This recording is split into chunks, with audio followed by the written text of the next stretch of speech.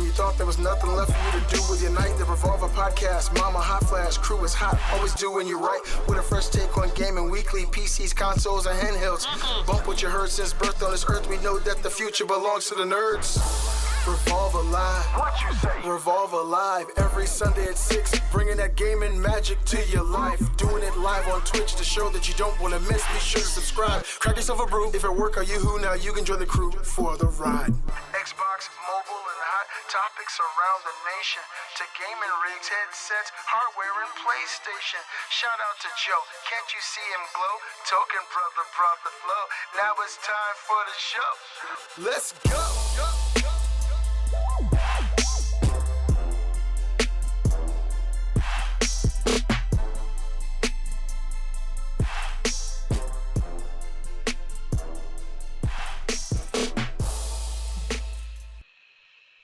What's going on, guys? Welcome to Revolver Live, the gaming podcast that says forget the past, the future belongs to the nerds. I'm the Beastly Gamer, and I'm back. Welcome to episode 28 of Revolver Live. Today we're joined by the best co-host in the world, and I'll start on the left. Mr. Wilson, how you feeling this week? You're abandoning us? Huh? Wilson! Is he talking about us? I don't know. I watched last week's show, and I got to say, the best hosts ever. Thank you guys so much. I really appreciate the way you guys symbolized me on last week's episode, the squirrel entrenched in a suit of armor, and that armor would have deflected any pellet that I had. So it meant a lot to me to see that. Thank you all so much. It was a very beautiful show. You guys did an awesome job, but we got some fun times ahead of us. Thanks for not showing up. Not a problem, my friend. Appreciate it, man. Yeah, it was Super Bowl Sunday, and I was having a great time, and I had a hell of a lot of fun. And now I'm back, so Super Bowl is over. Mr. Wilson, I like to say that because I'm a big fan of the old school Dennis the Menace. How you feeling this week? I'm feeling great, man. Although another reference you can use is Wilson from Home Improvement. You know, he does the whole. You can only see about that much of him. Absolutely, yeah. Yeah, right. No, I've been good, man. Been really busy at the studio, pumping out lots of orders. Got some custom work orders to do. Been playing lots of Destiny 2 PvP. Pretty pumped about some of the upcoming changes. Hopefully they don't bomb. I got my first Prestige raid done last night. Went over to WTF Game Nation's chat, ended up entering the raffle and winning, and it was awesome. It was a great time. We got through it pretty quick. It was like hour and a half it took. Nice. We had 3 people who hadn't done it before, so it's pretty epic, man. I got a full set masterworked. I got the masterwork sniper for PvP. Pretty pumped about that. So I just got that this week myself. I did a raid as well. I did it yesterday, but I didn't do the prestige raid. I did the regular raid, but that weapon was for sale this week. If you did do the raid, you could buy it, and I'm looking forward to trying it out. Yeah, it's great. I like the I like that one and the new Monarchy one, the Maxim. Those are my 2 favorite. They seem to be the closest thing to a D1 sniper right now. So Well, holy hell. It sounds like it's time for me to boot up Destiny 2 again. We'll get into that later. Yeah, we'll decide that later. No really exciting. You know, thank God for games like Destiny 2, though, where all your saved data stays in the cloud, because I sent my PS4 Pro back to Sony in Laredo, Texas, and because my front USB port had stopped working, and the Pro has 3 ports. Already, didn't you? I think I told you guys on Twitter. Oh, I was not here last week, and anyway, I heard it in your video this week. It was actually a pretty good video. Yeah. Was it in the video? Is that where I heard it? Yeah. I talked about it during one of my videos, but yeah, they sent my Pro back and they completely wiped it. They wiped every game and all my saves, and I was incredibly fucking agitated by this. You know, you can save your games to the cloud, right, on PlayStation? Yeah, this is the same thing that the guy told me from customer service. He said, "Sir, you can go and download from the cloud." I said, well, I game share with my wife, therefore she's on the primary system, and the secondary doesn't allow you to do that. He said, "Oh, sir, I'm so sorry." Oh, it's not account. Oh, because it's account based, but it's based on the PSN account, not the primary account. Oh, that sucks. Tell me about it. I lost a little bit of everything. Man. You just got to say you played yourself. Yeah, basically. That's more than 3 words. Goddamn, bro. Start backing everything up manually, man. Well, thanks for stepping in here, Mr. Gary Diaz. How you been doing this week, man? I've been doing good. I'm liking the facial hair, man. You make me want to Channing all over your Tatum there. Look at it. It's beautiful. Beautiful. Man, I'm a baby version of Briar, man. It's coming. It's coming. It's gonna look nice by May. Yeah, Briar got that real shit going. Briar has that Samson goatee. If he cuts it off, he'll be as strong as a 10-year-old boy. Briar's got a fucking Definitely. warrior's beard, man. Like this he sure big does. old war axe. Like if he was ever a video game character, he'd be like holding an axe or like Torbjorn. Yeah. I mean, I like it. I mean, we were already just oozing testosterone, but you've added, an infinite number to our sperm count collectively with that beard. So, Well, yeah, it's been a. I think with your hoodie, it's probably right at the bare minimum at this point. The testosterone was overridden by the hoodie. Well, I feel like I'm just pumping estrogen onto the screen at the moment. You're Well, spilling it. He asked us before the show. He's like, "Do I look like ET?" And Beasley said, "It looks like you took your sister's hoodie." But Uncharismatic called it out. Why does Gary look like Elliot from ET? Richter also said I look like the guy begging for change outside his Taco Bell. Just As always, Gary, you look lovely today, my friend. It's great to see you. But it's And been a last good week. but not least, Mr. Briar Rabbit.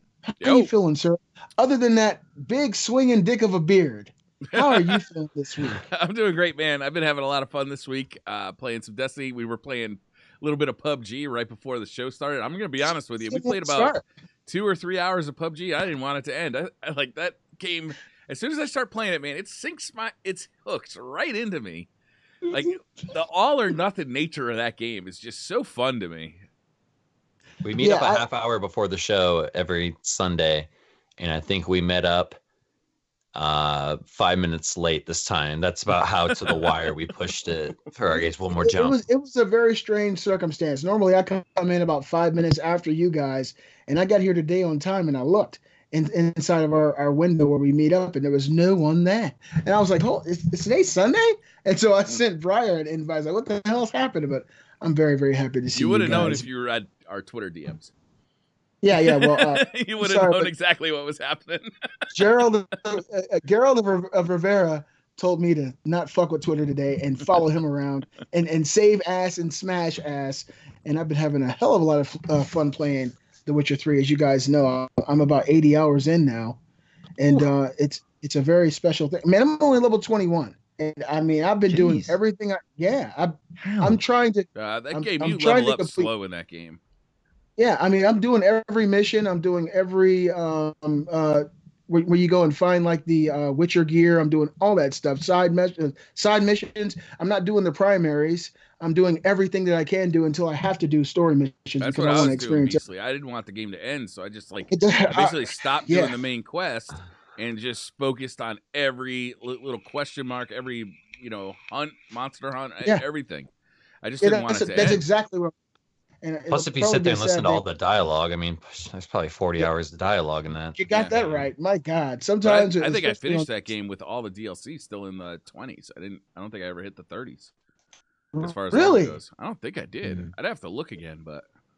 Wow. I think you'll go back and visit Witcher 2. I know Witcher 1's a bit of a slog now, but Witcher 2 is still very playable. We'll see. That's what I've heard. Whenever I think about it, I own both games. I own Witcher 1 and Witcher 2 on PC. But whenever I think about it, I'm like, there's so many new games I should be playing too.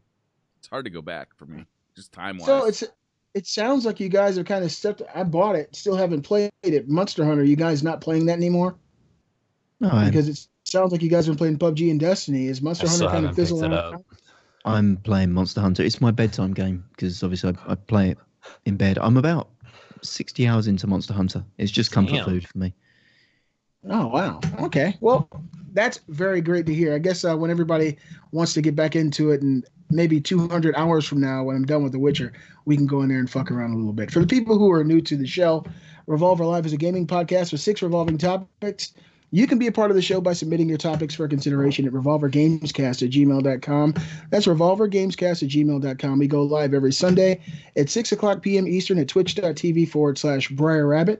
That's twitch.tv/Briar Rabbit. The video is then shared on YouTube at Briar Rabbit's channel and my channel, Beastly Gamer. If you're unable to see the live feed or any of the video formats, check us out in podcast form on Podbean, iTunes, or your favorite podcast service provider. And Gary would like to actually talk a little bit about that now. I would. You guys have blown us away with support for the audio version of this. So we know that at least 50% of you guys right now are listening to this and not watching us. As much as that irritates me because you're missing out on this beautiful group of men, I'm also humbled that you guys would take time out to follow us and subscribe, like, share, whatever the hell you're doing to pump that number. What I would ask is, we do get a lot of people on Apple Podcasts that watch us, but if you do, or listen to us, I should say, please head on over to Revolver Live Podbean, which we link on the video, and chuck us a follow on there. If you want to, make a second account and follow us again. Each one will be just as important as the last. Game in the system. Exactly. I mean, if you've got nothing to do, 3, 4, 5 accounts, who's to say? Gmails are free. Keep making them. We're making podcast Smurf accounts like it's Overwatch. Exactly. We're close to 200 followers. And we seem to have crazy amounts of downloads for those. So I know you guys are supporting the hell out of us. But if we could hit 200, it would make me the happiest hobo outside Taco Bell. So if you can do that for us this week, I would be most appreciative. If you're listening on iTunes or Google Play, dude, give us a rating. Give us a 5-star rating. It really helps us out. We would really appreciate it. That does too. I didn't want to be greedy. I was going to try to pimp that next week. Honestly, guys, do we deserve anything less than 5? I mean, 5 seems like the bare minimum we should get for a podcast of this. I mean, if the scale is 1 to 20, I would agree with you. The math checks out. Really? You know what? If you agree, Wilson, I agree, damn it. All right, so we got a hell of a show for you guys. Before we get started with that, Mr. Diaz, would you like to give a word to our sponsors? I will. I'm not going to do the full ad read this week because, ladies and gentlemen, there is a new ad read in development. It's going to be bigger, badder, and thicker, more penile than the next. It's going to be girthier than the current one. It's going to be veiny and throbbing. That's how powerful this ad read is going to be. Sounds good to me. I know. It's going to scare your mother. I'll prepare myself. Exactly what I want to get on Sunday night. Exactly. I mean, we all want more of that in our lives. But yeah, we are sponsored by bagofdicks.com. It is a website, a real website. You can head on over to bagofdicks.com and put in any address you want. And for a mere $10, send them a bag of dicks. Crazy. A real bag of dicks. Surprised they would put them in their mouth too. It's crazy how that works. You know what's fun is that you can send this to a friend, an enemy. It doesn't matter who you send to it. It's always appropriate.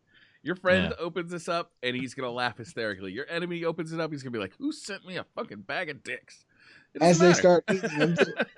and the good part is your enemies will become frenemies after they get to the bag of dicks. So it works really, really well. The dicks will be anonymously packaged and discreetly packaged, so the person won't know who it's come from or what it is until they open it.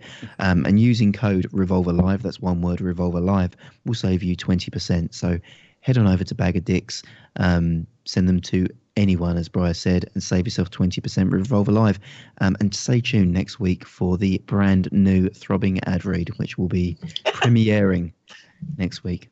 I'm so excited, Gary. You know what? You have a way with words that's very hard to put into words. So I can't wait. I'm so excited on the edge of my seat, waiting to hear this new ad read. Every time you read the old one, it's like Christmas. So the next one makes me moist to think about. I am excited. Oh, that word moist. It's so dirty. Me and my buddy Will were talking about that. We're like, it's such a dirty descriptive word, moist. But Betty Crocker uses it on every box of cake mix. Isn't that crazy? Moist cake mix. It's effective. Yeah. I never got, turned on by the cake. They taste pretty good, though.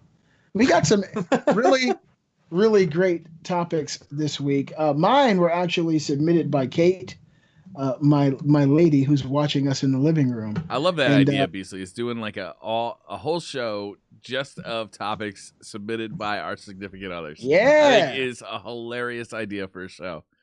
because they can plan it and fuck us up royally. And I'm sure that they would, because we know how these women are. All right. Yeah. So we'll plan that out. And that'll I be worry a fun about show. the savagery level of Gary's wife. I'm still trying to she's- figure it out. yeah. Did you corrupt her? What if she corrupted him? She Think just about would that. not participate. I would ask her. She would just literally raise her eyes to sort of meet mine in a piercing glance for a couple of seconds, and then look down again and just wait for me to leave the room. So that's pretty much how most Damn, exchanges Gary. go with me and her. She's still mad at you about that pizza you ate and threw it back in her face by sending her pictures of it when it was done. Yeah. That was a good pizza. That's some- I that's some Do you gangster remember shit. that conversation he showed us on Twitter? He's like, I'm gonna eat this pizza, and she's like, you better not. And he sent her a He said, "Mine picture of now, it done bitch." in the oven. What the hell, I added Gary? it with like something like eating your pizza, bitch. That was it. That was the thing, yeah. That was not my finest point, to be fair. I don't know how you get away with it. He does. I did. I don't. I didn't. It was worth it though. So the first topic is really interesting because it's something I want to know, because I've been I've put some distance between myself and this game over the last 4 to 6 weeks, and I heard a lot. Briar, you actually created a video on this topic because there's some changes coming to this particular game, and the topic is it cool to like Destiny 2 again? And I want to be like the cool kids. I'm an old man, my kids are cool kids, but I want to be a cool kid again. So whose topic is this, first of all, and what is the answer to this amazing question? It's a collective actually kind of a topic. joint topic between me and Gary. Okay. But why don't you go ahead and talk about if it's cool or not right now, Gary? Because I have a few points to make. If Well, I mean, I'm going to ramble incoherently and then let Briar and yourself come in with the facts and the data. But for me, I feel like I've been watching Destiny from afar, kind of like a lover with a restraining order. And that's kind of been my distance to the game. I approach it when I can, and when it's had enough of me, it wards me off. I hope one day to be embraced by it again, but not this day. But the TWAB this week was the first time I have seen Destiny 2 or Bungie give me confidence that they understand the direction that they need to be taking the game to fix it and rectify it. So there's been a lot of good TWABs lately. We've been through them. Briar's spoken about them at length on the DCP, the other podcast that he does. And we've dissected them down, but I've always felt that they were reactive, and they're like, well, this is what the community wants. This is what you guys have been asking us to do. Yes, we're doing it. This is the roadmap. It's the first time I've seen Bungie be proactive and look at where the game's deficient and where they think they can improve upon the game and do something that we've not actually asked for, but I think will be interesting and create the replayability they want. And the one part I want us to discuss, and then I guess we can expand on, is the challenge cards, is it, that you can add to Nightfalls to give you score multipliers. This to me feels like almost an infinite difficulty scaler. So in Destiny it's very difficult to make content that is infinitely replayable and infinitely difficult, but if you create challenges where you have to hit a certain score, and then the only way to do that is to make the game more difficult for you, and then by reaching that score maybe you unlock abilities or mods or things that then let you hit that next tier of difficulty and move up. I don't know, I feel like they're building a game which is much more catered to the long tail grind. I mean, what do you guys think? I would agree with that about the Nightfall, but back to is Destiny is enjoying Destiny cool? I don't know about that. It's not cool by any means, right?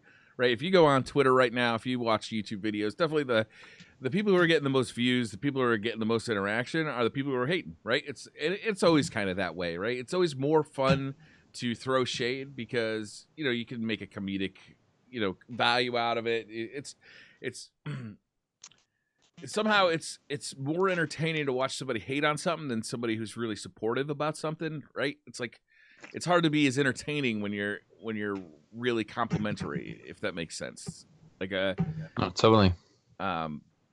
But I will say that over the last 4 weeks or so, a lot of my biggest concerns about Bungie as a company have really started to be alleviated.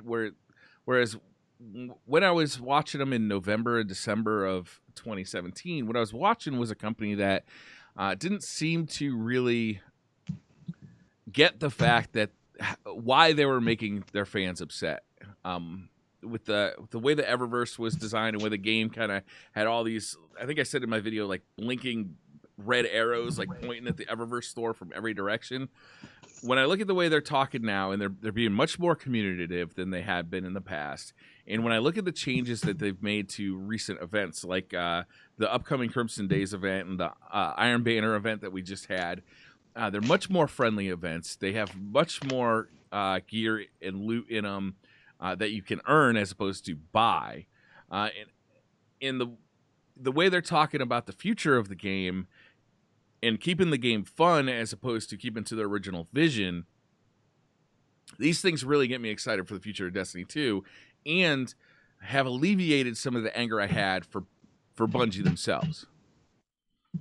Absolutely. I think that's pretty well said because, like, you guys know me. I've defended this game since the start. Like, a lot of these people saw these problems right off the bat. I wasn't one of those people. You know what I mean? I was kind of thinking to myself, well, I haven't really reached the true end game yet. Let's wait till we get there, And after Character 3 of doing every bit of content, I kind of started to realize, the lack of the end game. And it instantly became, I'm going to have fun with the experiences that I can in Crucible, because that's replayable content, in my opinion. And you kind of get a new experience each time, depending.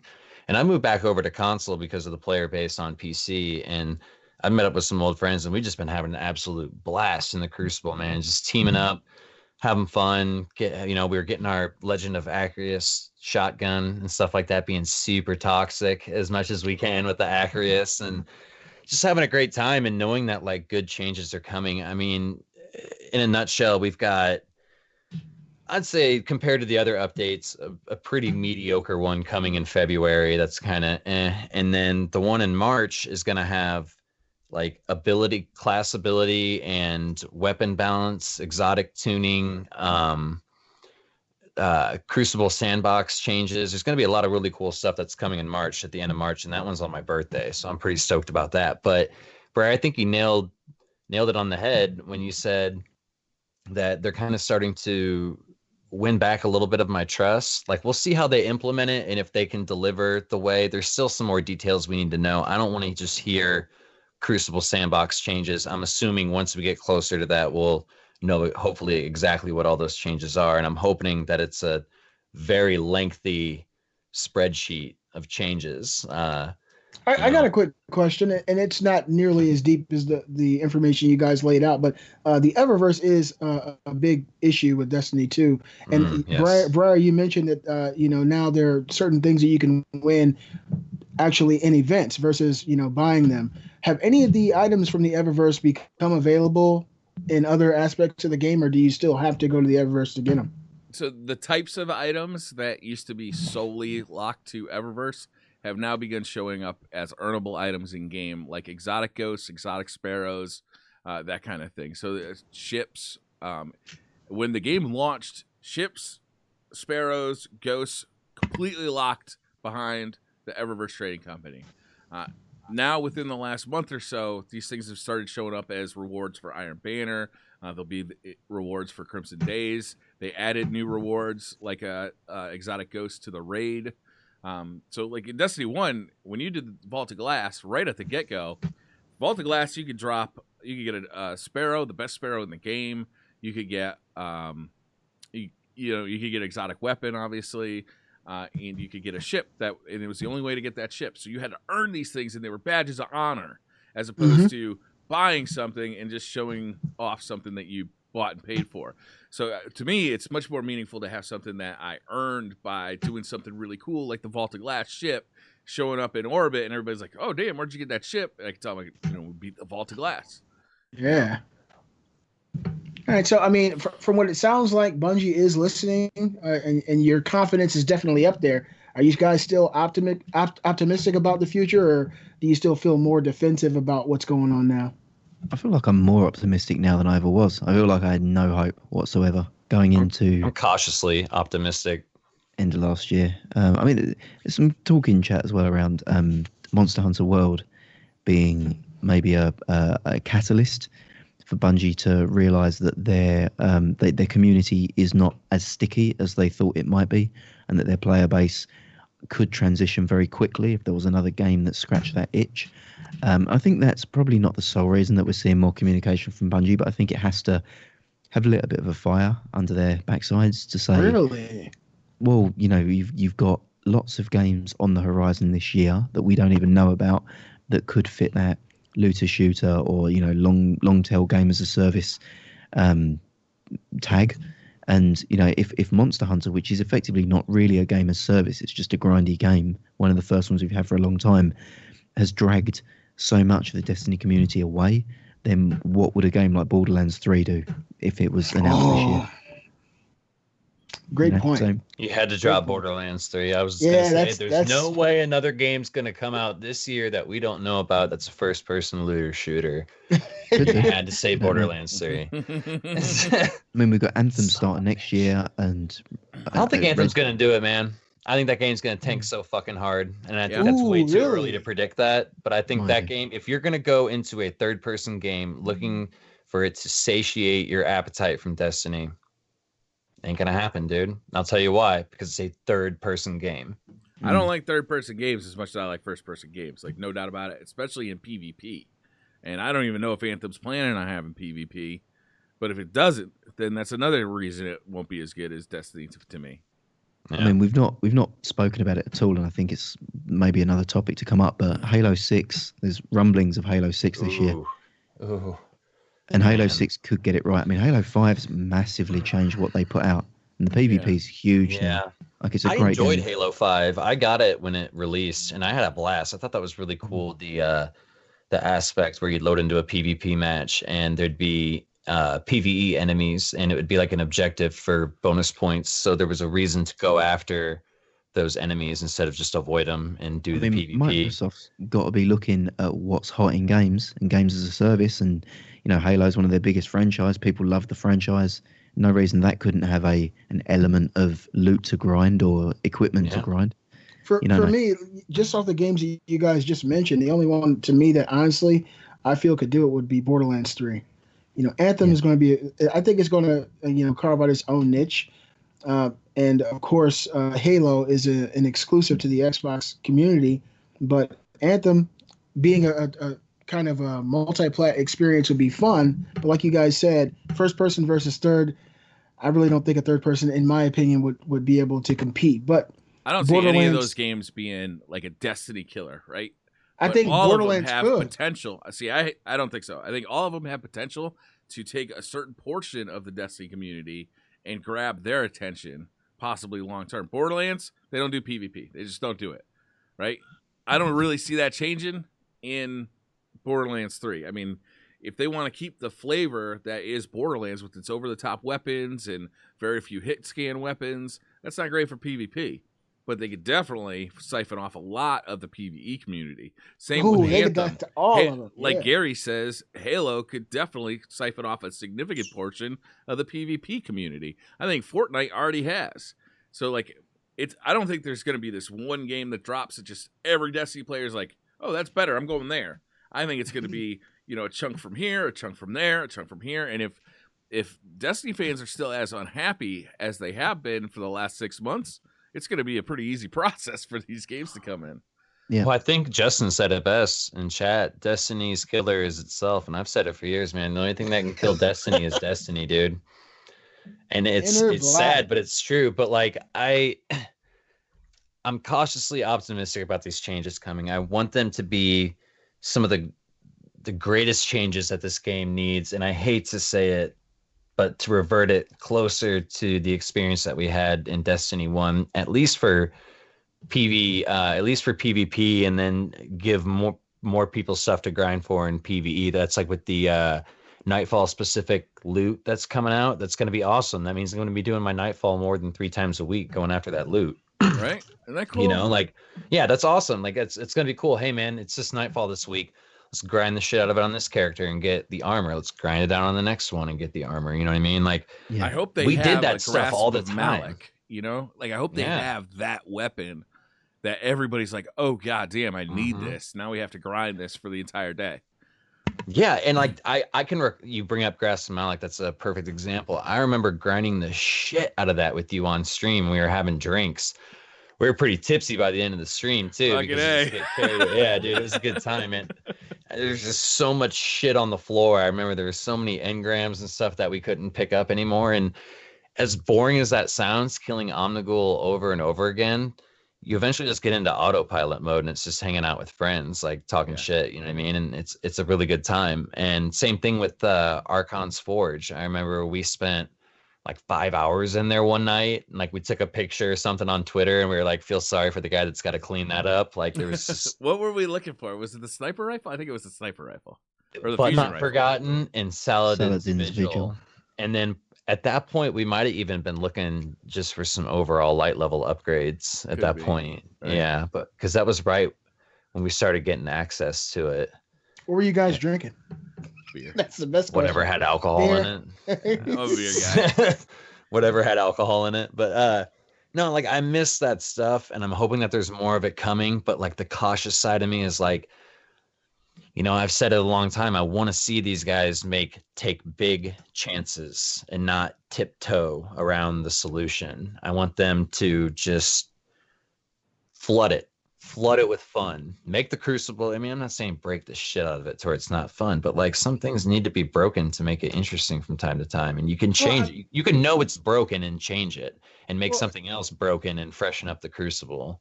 I understand where you're coming from, but they kind of made big changes and stepped back in big ways, and that's really what got a lot of the community upset. So the fact that they're tiptoeing around, they're tiptoeing in the right direction. They do one thing, they're judging how people are reacting to it, and now they can take another step toward that direction. So I think it'll probably take a little bit more time, but I think that the way they're doing it now is probably best for the consumer, best for the people who have had issues and grievances with the game in general. Because if they jump and make a big change, it could put them right back where they were.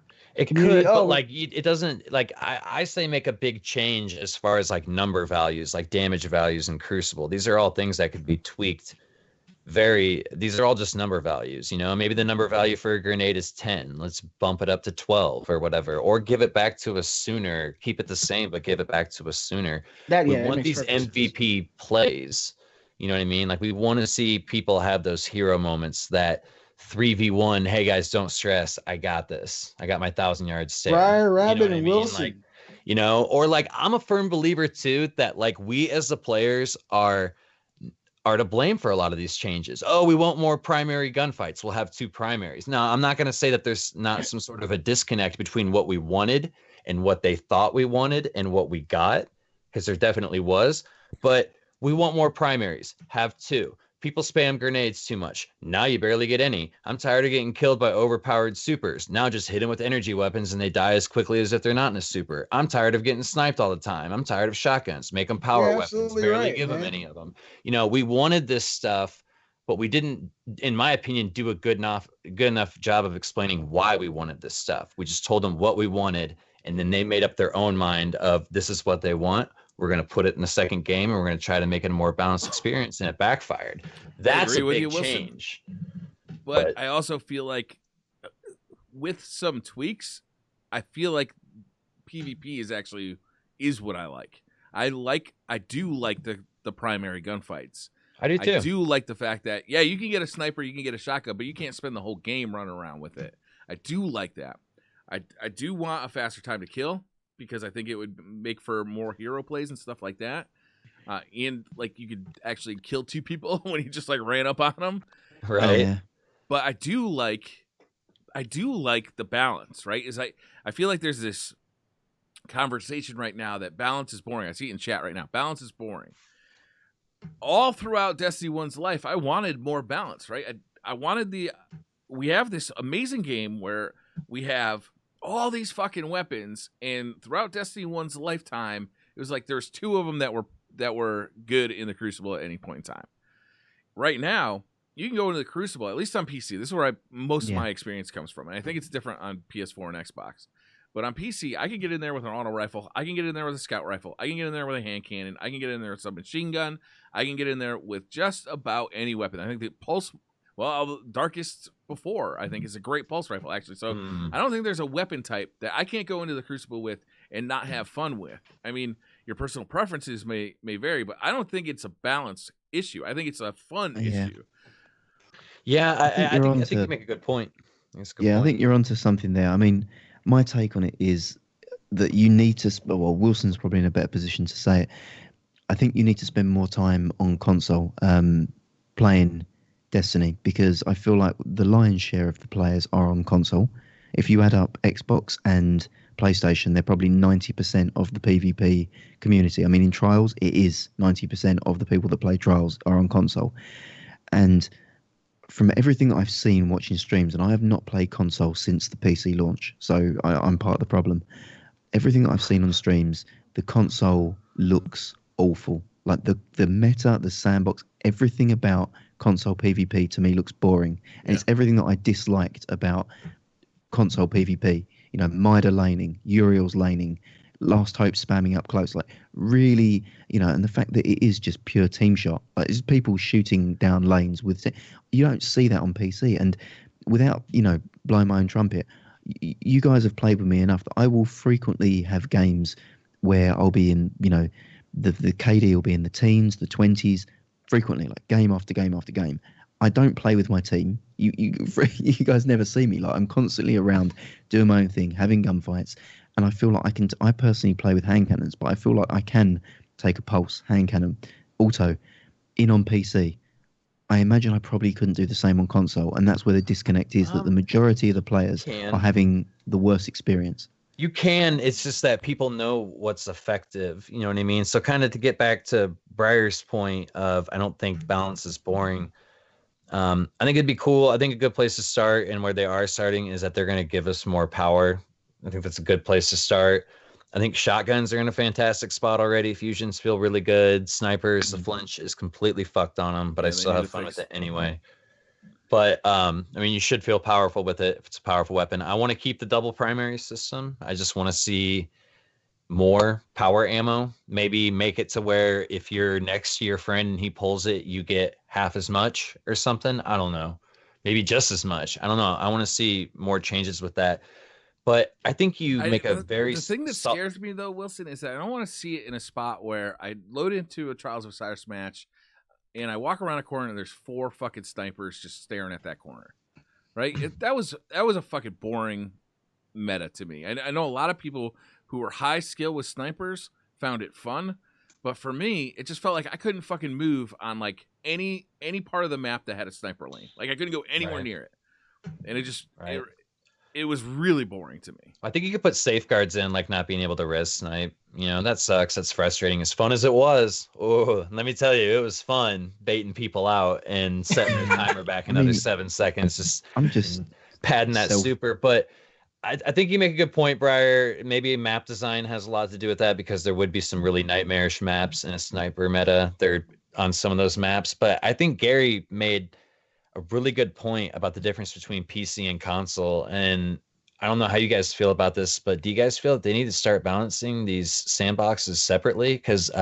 Gary had a really good conversation about 3-tap hand cannons on PC versus, or just in general with the different rate of fire hand cannons. And if you make one 3-tap, he was kind of breaking it down how others would be useless and how it would just encourage, what was it, the 150?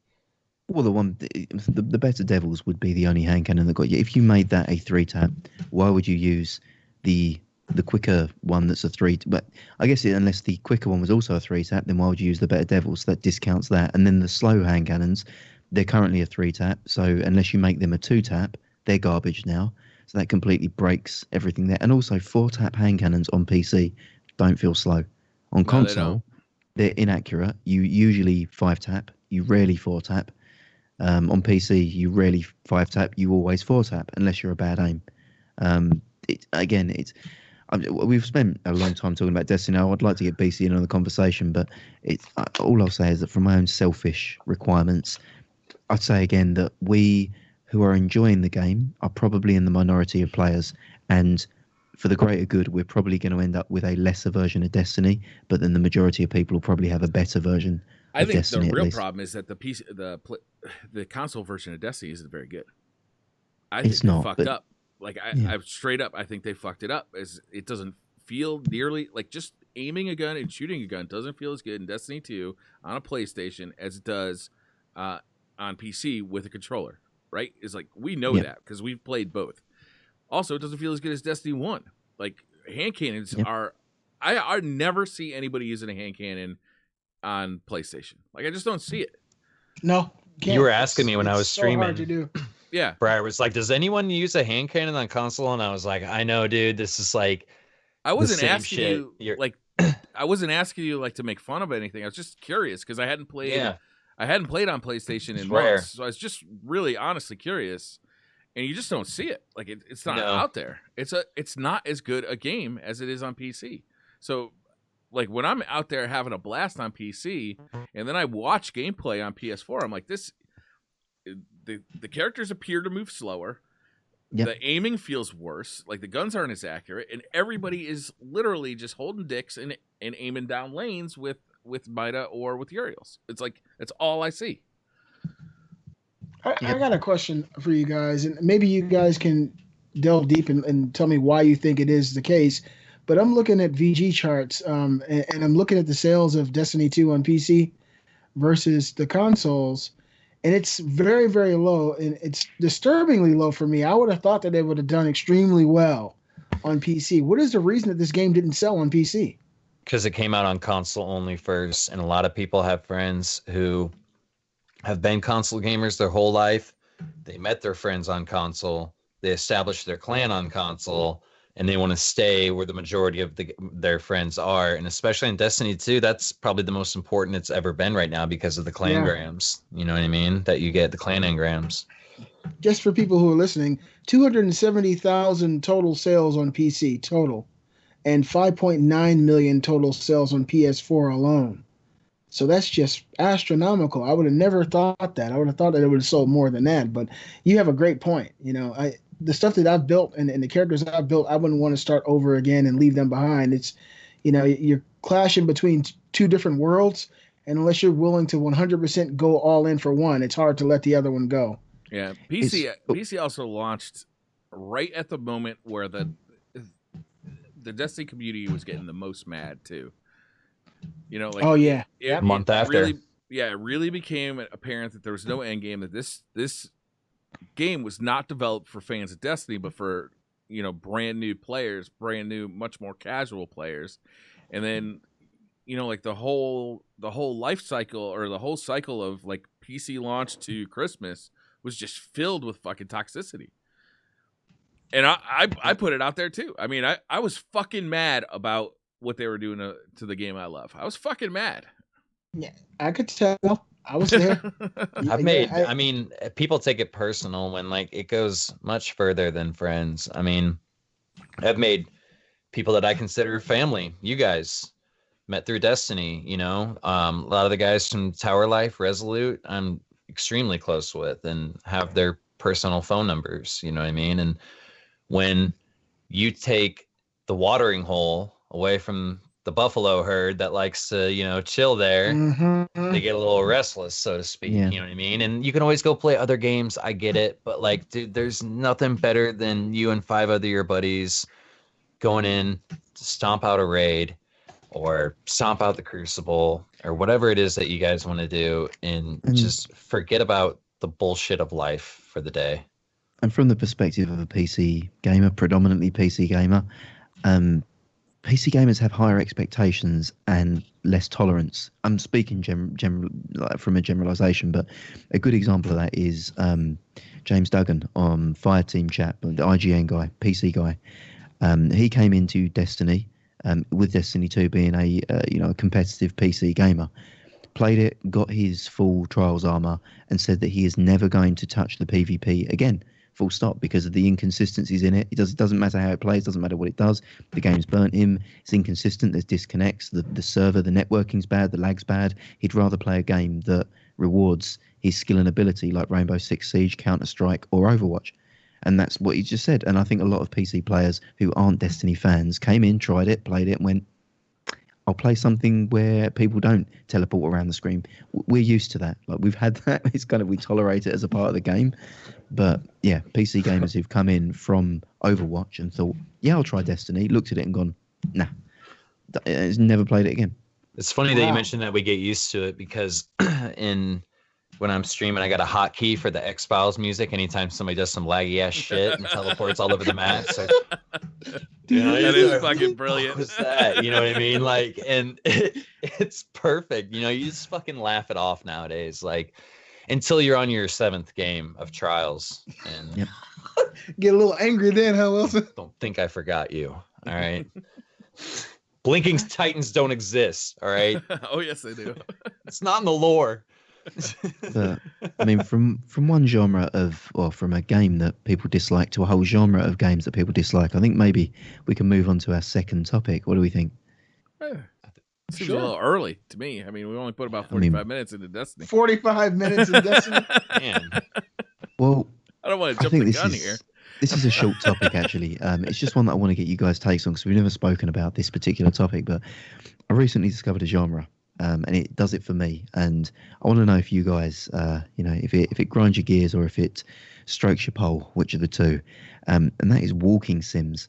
So walking sims to me is it's a prerogative term. You can call them adventure games or games where the story and the puzzle is more important than the shooting or the element of gameplay itself. So these are games like Firewatch, Vanishing of Ethan Carter, What Remains of Edith Finch, Gone Home, Dear Esther, even Hellblade, which arguably was a walking sim with some combat.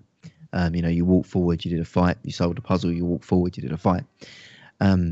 This genre gets a lot of flack. People say it's not really a game. It's just a puzzle or a walking sim.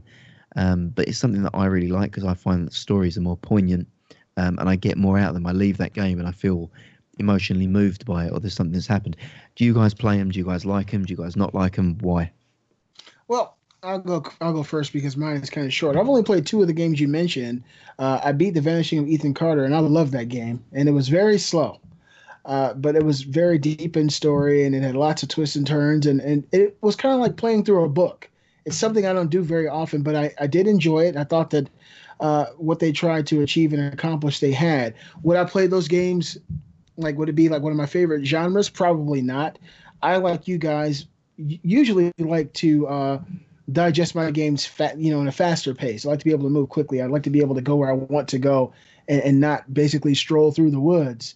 And of course, Hellblade to me, it was kind of a slower game, but it didn't even appear that way. It didn't feel like it was a walking simulator. It just seemed like it was the world that they crafted. And now when I think about it, months after beating it, it kind of was a walking simulator with some combat. But, I guess it all depends on the presentation because there was so much more going on behind the scenes that aspect of the game was kind of the last thing that I perceived. I think that, it can be done well. I know I have Firewatch too, but I haven't played it. It's a great game. Really? It's one of my favorites on that list. Yeah, I mean, you don't have the best walking simulator of all time on there. Which one? I can't believe it's not even coming to mind that I even said that it's not on the list. DayZ. It's the greatest walking simulator of ever. It'd take you fucking 2 hours to find your friend. There's no in-game map. I hate that shit. If you find a compass, the thing could be fucking broken, or if some asshole a mile away with a Mosin shoots you just in the pocket that your compass is in, you're fucked. And if you're anyone like me, you can't get anywhere without MapQuest or fucking Google Maps, dude. And that is not in the game. Wilson, a funny story about DayZ. Kate and I, you can't game share that on Steam. You have to actually buy it twice. Right. And so we bought it again for Kate so she could play with me. And then we realized there was no way to know where each of us were on the map. We walked around for about 4 hours and still didn't find each other. And I think that was the last time we attempted to play together. That was a horrible experience. We'll team up. I know a guy. All right. He goes by Great American Hero. He is the best DayZ navigator. He will tell me, I'll be like, where are you? I'll be like, I see some trees and a picket fence. And he'll be like, oh, dude, you're by Novo. Or you're by, you're by all these other Russian towns that I can't pronounce. You know what I mean? And he'll be like, where are you at? I'm like, I see a road sign with the letter C, backwards E, number 4. And it's like, what are these words on the sign? They couldn't port it over to English. So it makes it even more complicated. But I love that feeling of being lost in an apocalyptic environment with no loot, feeling vulnerable. And the only thing you want is the safety of a friend who will potentially Die with you. It gives you a 50-50 chance of them getting shot first and you being able to get away. That's Amazing. The That's greatest coming thing to about Xbox this DayZ. year as well. It is. They announced it after like 5 years of beta. Yes. Oh, really? No longer a meme. I It's don't play another a game whole you lot of. guys won't buy and play with me. No, that's true. Motherfuckers. The reason I don't play a lot of these games, the walking simulator games, is because I never really dug on like adventure games, and I feel like they're like this is kind of like an offshoot of adventure games. There were a couple of adventure games that kind of like the LucasArts ones that were kind of funny, kind of hit me the right way, but most of the time I always just felt bored. Like I come to video games for the action and for the adrenaline rush and for lack of a better word, like stress and tension of it, like because that's what makes me forget about my day, right? Is like basically by like getting in there and like getting really absorbed and like trying to kill other people in the Crucible or Call of Duty or whatever I'm playing. Like that's always what I really came to video games for. Even as a young child, I always liked action games and like really high octane stuff. And when I played stuff like the old adventure games or something like Myst is one of my least favorite games of all time, and it's one of the best selling games of all time, right? I remember playing that and being like, this is the most boring fucking thing I've ever done in my entire life. I'd rather be at school. Holy shit, it was that bad? I never played it. It's pretty fucking bad. It's so fucking slow. amazing. That's like a point and click static thing, isn't it? Like a puzzle solver with static screens. Yeah. Do you guys remember an old NES game named Shadowgate? 100%. Yeah. I was just gonna say that. Shadowgate was an early version of like Phantasmagoria or something, like on the like those point and clicks. Wouldn't that be considered like a walking simulator, like from a dated walking simulator? Sure. You walk it through. I mean, those kind of games were so slow and so lethargic. It feels like you're over encumbered in The Witcher, and that feeling can really bore you out of a game. I think when I see the walking simulators now, like that's the memory that comes to mind. Like that's what they bring to mind. Hellblade. I see what you're saying, but it did have the action in there too. Sure did. Action was fast too. Yeah, I mean, it wasn't great. It wasn't a great action, like great sword fighting game, but it was there, and it kind of it broke up just the walking forward part for me. And I think there are some really great experiences on your list, Gary, that I'd probably really love. But I don't know. There's a difference for me when I play a game, what I'm looking for, than when I watch a movie, what I'm looking for. And I feel like a lot of these games, really what I'd be coming for is the story. Yeah. I mean, that's kind of what I love about them, is that you don't get those stories in other games. The gameplay can sometimes detract from the aspect of it. So a game like Firewatch is all about just the realism, just the guy's story, exploring, living through it. Everybody's gone to the Rapture, similar thing. You're just exploring what happened in this town. Where is everyone? Why are they all like turned into little lights? It's just I don't know. To me, it's like it is watching a film, but you're playing the film. So I don't know. I've really started to get into that narrative, and it's actually branching me out into other genres. So there's a game that I played this week, that I completed this week, called Celeste. I've been desperately trying to get you to buy it, Briar, which you keep telling me you will, I will. but you don't. I want to buy it too. You asked me to buy it too, Gary. So Celeste is a 2D ultra hard platformer like Super Meat Boy, which is a genre that I would never play. I hate difficult games. I hate platformers. Nothing about that game would be something that would interest me. But it's got a really, really strong, almost like walking sim narrative on the back of it, which you can skip completely. If you just want to play it to play the platformer, you can skip every cutscene and it doesn't matter. You can get through it.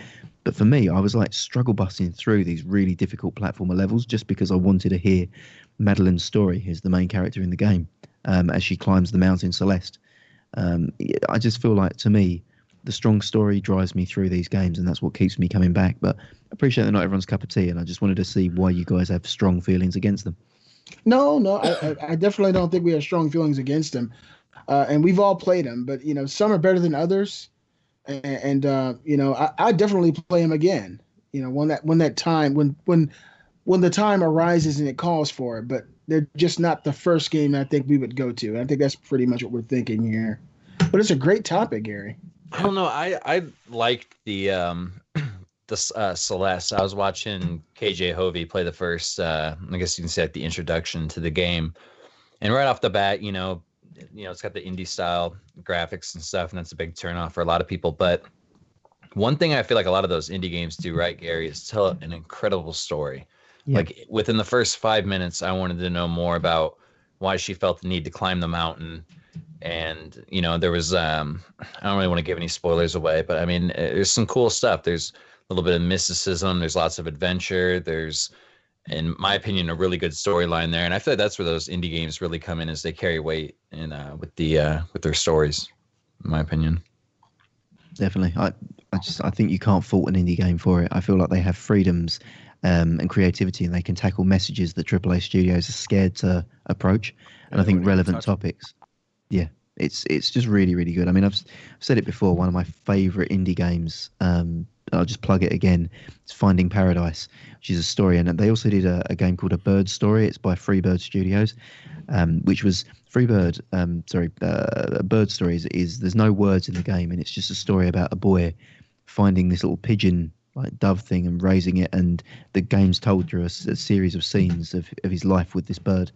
But Finding Paradise is great. It's like two professors who work at a studio, like a kind of like a laboratory studio thing, where you come in as an elderly person and they'll just implant a history of memories, of happy memories in your life, so that you can die happy.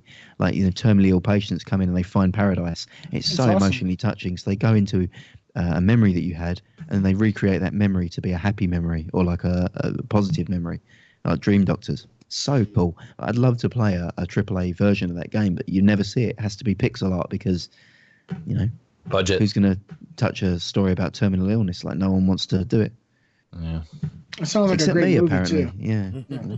That's just some of the stories of these indie games are just absolutely fantastic. But you want to talk about back to the topic of a walking simulator. Somebody had mentioned Skyrim earlier, and I know you can fast travel and stuff like that in Skyrim, but that's how you miss out on so much stuff.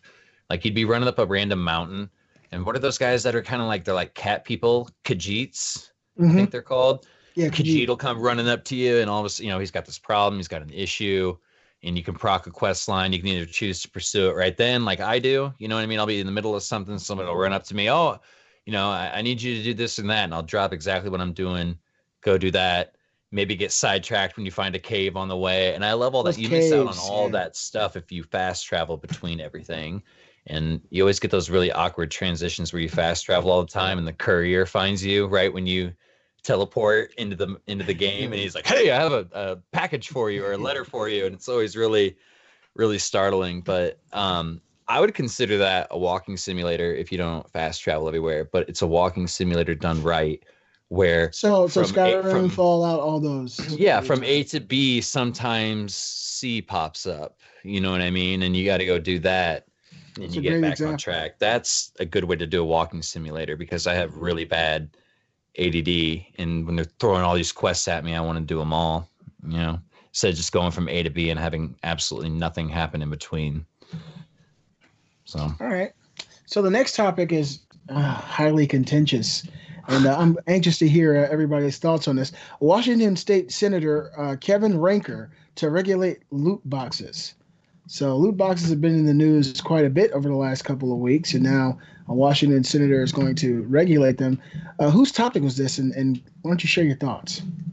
This was my topic. So what the bill basically says is the state is to sit down and figure out the best way to regulate this. Ranker told, that's what Senator Kevin Ranker told News. It's unacceptable to be targeting our children with predatory gambling masked in a game with dancing bunnies or something was his analogy. What game is he playing? Yeah, right. Let's talk about some cool fucking weapon skins here, Kevin, for the Iron Gallahorn or something. That's what we're after. We want the shit to look bling when it go boom. You know what I'm saying? Like, yeah. Damn, dancing bunnies. Get out of here. But they're talking about things like ESRB ratings if it has loot boxes, because it's gambling, and gambling has different ages in different states and stuff like that. So basically, not necessarily how do we feel about what Kevin Ranker's doing, but How do you guys feel about this subject as a whole? Do you guys think it's a dicey topic? Do you guys see loot boxes as a form of gambling? Because No.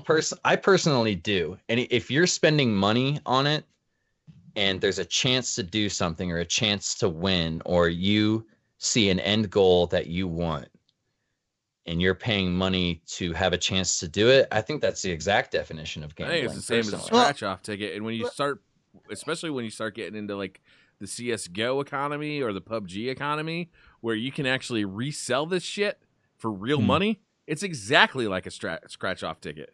No, it's not. And I'll tell you why it's not, and why I don't consider it gambling. Gambling is a transaction in which you can actually not win anything. Right, like you can with loot boxes. Loot boxes, you're going to win something. You might not win what you want, but you're going to win something. You might win something that's worthless. And you might win let something me ask you this real quick before, just so I can remember this point. You know the big machines that you go up to and they have the little plastic bubbles with the prize? Yeah. You look at the potential prizes on there and you see that big, cool looking watch. Of course. 50. Amazing it's $1. yo-yo. It's $1. with, yeah. You know, it's a bunch of yo-yos and they're all shitty in wood, but there's that one that's got the LED lights on it, you know, like it was made from excited, Razor. Wilson. You know what I mean? Yeah, you put the quarter in, you don't get a shitty watch. You get a little ring watch that doesn't fit your big ass finger. Did you win? Did you win?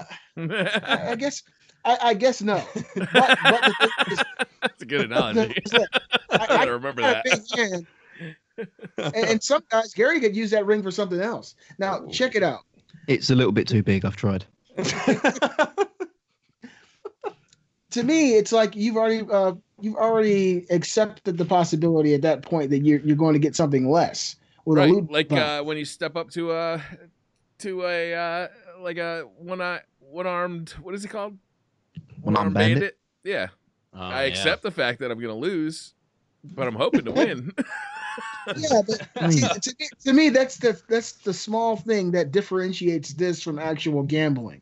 Because if you go into a casino, there's a chance you might not win anything and you'll lose everything you have.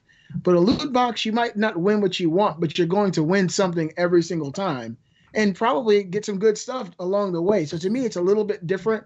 And to me, this whole issue with this senator, I got to say, I think it comes down, it starts in the house. It starts in the home. I don't think that it's any politician's job to regulate these kind of decisions. I think that, it starts in the home. I have money, and if my children want to buy something like this, I think that I've raised them well enough to be responsible to say, okay, this is a worthwhile purchase. And it's not really an issue. But when you have someone in a position of authority just laying down laws, I think that that's overstepping their boundaries. That's my personal opinion. I mean, like, you can get a loot box in Overwatch. Okay, I'm a perfect example for this because I'm not like every Overwatch player. Can we see your shirt? You see this T-shirt? There is only one character that I like to play, and that is Hanzo, for the audio listeners that can't see. So when I open a loot box, all right, and I get I get a voice line for May, I get a sticker for Junkrat, and another sticker for Doomfist, and nothing for Hanzo. You know what I mean? I'm instantly don't give a shit. I've started playing Ryan recently, so to be proud of me. I'm branching out. I'm actually becoming a decent Reinhardt. But to me, if I don't get anything from Hanzo, it's a wasted loot box. And I'm sure a lot of people. I feel the same way if it's not May or Diva. Yeah. Yeah, exactly. And Briar said it Diva. perfectly a long time ago on a really old Planet Destiny podcast. He coined it perfectly. The loot drop that you get feeds this dopamine drip into your brain, and it feels really good when you get the loot drop that you want. You know what I mean? And naturally, you want more afterwards. I don't see all of them as predatory, but I definitely see it as, if you're not earning it in game, if you're spending real life money, it, in my opinion, is a form of gambling. I know it's not the same as going to the casino and throwing $2,000 down on red at roulette. You know what I mean? It's not the same. It's a lesser evil, for lack of a better word. I mean, not all gambling's not evil. It's bad analogy, but just to clarify the conversation, the actual definition of gambling is to play games of chance for money, or to take risky action in the hope of a desired result. So every time we have sex, babe. So, like, with that being said, take risky action in the hope of a desired result. This is gambling, right? Doesn't a loot box exactly fit that definition? Is it risky? I don't know. I mean, I guess. I mean, remember the little moblin in Legend of Zelda that you could walk up and touch the ruby, and he's like, "It's a chance, but it's a gamble to everyone." You know what I mean? You walk up and touch it, and it says minus. You got the best analogies, man. You know what I mean? Like it's very similar. When this conversation to me is, it's a dangerous one. I'm kind of with you, Beastly. I don't really want our government getting involved in this, but if the companies are not willing to self-regulate, I mean, we're talking about a very at-risk demographic, and that's children. Right? You're right. You're right. You're this right should there. start at home. This should start at home, but it's not gonna. Yeah. Let's be realistic, right? It's in some families it will, in some families it won't. It's already over. Yeah. Yeah. But because kids have a shitty parents, does that mean they shouldn't be protected? You're right. So I honestly, I don't think it's a good idea that our government gets involved in this. I think that the industry should be all over self-regulating this right now. They should definitely be getting an ESRB system in place, because they don't want the government getting involved in it. Gamers don't want the government getting involved in it. Nobody except for the government wants to get involved in it, right? I tell you, but no the way end result could be better for the kids. If the government gets involved, there's no way they are outlawing it or regulating it. I think, if anything, they tax it. That's the only thing I see the government doing, is just putting a hefty taxation on loot boxes because they see it's a lucrative income. EA getting, what, $2 billion a year from loot boxes? Spoken like a true American, Gary. I disagree. Our government takes some really strong outlooks on gambling. Like, they basically shut down online poker when they had the opportunity to tax that, but they basically shut it down. In a bunch of when it comes to gambling, our government is pretty conservative about it, and I think that is opening up over time. But I mean, they've shut down quite a few things like this. I mean, the UK has relaxed gambling laws. From where I'm coming from, you can. I mean, obviously there's age limits, etc. But like, we've got a lot. I mean, I don't know if it's a British cultural thing, but there's a lot of like bookies, gambling places. You just walk down a street and there'll be like Paddy Power, Bookmaster, Ladbrokes. Like, there would just be like 7 or 8 gambling stores you just walk into, and they're like horse races up on the side, like sports up there, slot machines, just everything there, and they're open like from like 8 a.m. till like 11 p.m. every day. And it's just there's a lot more tolerance to gambling in the UK. There's just a lot more acceptance of it. I don't know whether it's a UK problem, but I mean, on the topic of loot crates themselves, I think that it's a problem that's going to correct itself for the most part within the industry, because I feel like the worm is turning of public opinion against loot crates, and I feel like it's a dirty word to have associated with your game, with the exception of things like FIFA and Madden and NBA, like the sports games, where I think people are relatively immune to it, resilient to it. I feel like games are moving towards the monthly servicing model. So EA are already supplementing it with EA Access, Microsoft looking at Game Pass. I feel like that is the future now, where publishers just want to take a monthly cut of your fee and sell your DLC on top of it. I feel like loot boxes are something that it was a way of generating revenue on top of box sales, but I feel like there's going to be other monetization opportunities for companies. I feel like loot crates are. What scares me, Gary, I hope you're right. What scares me is when Activision does its earnings call and says half of its revenue on the year was based off of loot boxes. Mm-hmm. And when it was. EA, they get into all this shit about Star Wars, and this week announced loot boxes are coming back to Star Wars. Yeah, that's not self-regulation. It's not correcting itself at all. Well, they said that they were that's no surprise that those loot boxes are back. They said they were coming back and they were going to revamp them and stuff. But I feel like the best way to describe this topic is we're looking at shades of gray as far as what is the lesser gambling, what is, because we're comparing everything else to casino gambling. My parents run a sports memorabilia store where they sell sports memorabilia, packs of cards, autographed things. And I've had this discussion with them before. I mean, I've even asked them growing up, do you think that people who come in and purchase a pack or a box of cards are essentially gambling. And my dad basically did the same thing that Briar did and was looked up the definition of gambling. You know what I mean? He's like, yeah, I mean, like when you put it that way, like they essentially are, but it's just the shades of gray. And if something I think it's almost too big for them to ignore at this point. I mean, if there's billions of dollars of revenue that is being sold on these things a year, like, I mean, I can guarantee you at some point the government's going to get involved somehow with that money, whether that's putting stiffer safeguards on, people in chat are like, where are all these kids with money? Kids are getting Amazon gift cards nowadays. It'd be nothing for some kids to go to their parents and say, let me get $5-10 for a game, and not tell them that it's for a loot box. You know what I mean? Because you do have things like PlayStation Store, and you do have sales on games. You have Steam sale, you have indie games. You know what I mean? You get stories of kids that will take their allowances or their Christmas money and spend it on Counter-Strike skins with the hope that they'll get a knife that will be worth like $2,000, and then they'll flip their money and make it that way. Like, you hear that quite frequently.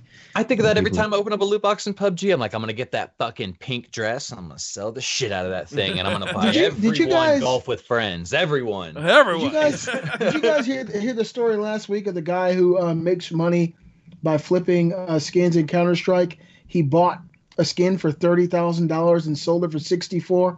It was on the local news here in Atlanta. And they're talking about it, and this $60,000 for a Counter-Strike skin, and this guy flipped it. He paid $30,000 for it. The one thing I can say about Destiny is that at least they don't allow the trading of these skins between accounts. Because if they did that, oh my God, man, because you could be in a Counter-Strike situation or a PUBG situation. PUBG filled with fucking cheaters because they're trying to get those fucking expensive ass skins that they could then sell, right? You take if PUBG just disallowed being able to sell those things on the Steam store, then suddenly I think that a lot of the cheaters would just be gone because the financial motivation wouldn't be there anymore. Yeah. Wow, that's a good point. Yeah, it's crazy. I'd really like to see it disappear. I hope that they find another way, like Gary was saying, to monetize.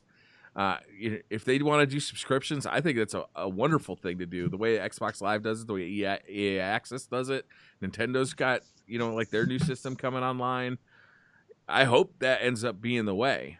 But the loot crate situation is out of hand, and I think it is predatory. And I really, it's really, to me, it's people taking money over, like the high road to me. I think the issue is like with the way that games have been priced, and we've spoken around the rising cost of games. I mean, games do cost a lot to develop. Whether it's more or less is inconsequential. It's the fact is $60 for a game is not going as far as it used to, and games now, even the big hitters, are selling like 4 or 5 million copies. Yeah. And you've got 70 million people that own a PS4, and then 35 million or so that own an Xbox One. So you've got like 100 million consoles out in the ecosystem, and a big hitter selling 5 million. So that's why they have to move to these subscription models where, yes, you might not get your $60 up front, but if 50% of your audience are on that subscription base, then that's like selling multi-platinum games every single month just on the basis of what you've got. So it's fucked up. Gary? I'm sorry, go ahead. No, I'm saying I see that as being a much more sustainable revenue stream, and one that is going to be scrutinized far less, because Netflix has already done the hard work of making that something that psychologically feels acceptable and right. Yeah, Netflix, Spotify, tons of services. Yeah. What's fucked up about the price of games is that when I was a kid and playing Sega Genesis games, I was paying $80 for a game. Yeah. The games were priced based on how big the game was, literally, because the cost of memory to actually burn the ROM on was, a significant cost of actually buying a cartridge. So if you wanted to buy Phantasy Star 4, you had to pay $80 or $90 because it was actually like a 16 megabyte cart as opposed to like the 4 megabyte cart that most games were. And it costs more to produce, so you paid more for it. And I don't really understand why games don't do that now. Like, yeah, we don't have the physical product. So you get that, like Shadows of the Colossus is a remake and a smaller game, so that's a $40 game. Yeah. So it's a smaller thing. Nintendo Switch actually does exactly what you've said. So the Switch cartridges, I forget what the capacity on them is. I think it's 32 gigabyte, might be less. But if you want a larger Switch cartridge, then the game actually costs more to make. So that's why you know people say there's a Switch tax. So like Rhyme, for example, Rhyme was like $30-$40 on pretty much any platform that it came out on. And the Switch, it was a $60 game, just because it costs more to physically put them on carts. So you are seeing that the games are disproportionate. The pricing is proportionate to the size of the game. So Hellblade was a $40 game, I think, on console. But they kind of cap out at 60. Yeah, but I mean, you tend to get them scaled down. So $60 is what the standard price is, but you do get cheaper games based on sizing there. More expensive games. I think the Switch is probably the only platform that has games above $60 on release. At least in the UK. What would you guys say if The Witcher 4? Yeah, their new Cyberpunk game. What if that was $80? I'd buy it. You'd buy it. I'd buy it. I mean, what's something more marginal? What about Destiny 3? What if that came out at $80? What would you say to that? Does it include the DLC? I mean, I don't think that. Where there'll be a ton of loot. Let's say, all right. So let's say it's 2020, and we're looking Destiny 3 right in the face, and they announced the pricing for Destiny 3. It's going to be $80 for the base version, $130 for the season pass edition. What would you guys say to that? I think because I'm fucking a hopeless romantic when it comes to the game. Would you be upset about Destiny, Destiny's not a big enough game to do that, in my opinion. So the games that could do that and move the market and set the price so that everyone else could do it would be FIFA, Madden, GTA, anything like that. The Call of Duty. These games that sell regardless. The people that buy 3 to 4 games a year that buy Madden, FIFA, Call of Duty, and GTA. If one of them came out and said, by the way, our sticker price is $80 or $100, still sell easily. And then every other developer could look at it. I think a sports game could do it. So this year, the Madden game or the NBA game is $80. End of. That's the standard. Let's say I like a Dark Soldier's suggestion, Borderlands 3. Imagine Borderlands 3. They came out and they said, look, it cost us this much to develop this game. We've decided we don't want microtransactions or loot boxes in the game, so to offset that cost, we've decided to release this game at $90. How would that make you feel as a consumer? It shoot themselves in the foot. And it's not this. We are a group of hardcore gamers. The average person buying games, you've just cannibalized sales. If I'm a parent buying a Christmas game for my kid, and Borderlands 3 is $90, or there's another one there for $60, I'm gonna tell the kid, like, you're gonna have that one for $60. I think Borderlands does not have enough sway where it's the must-have game.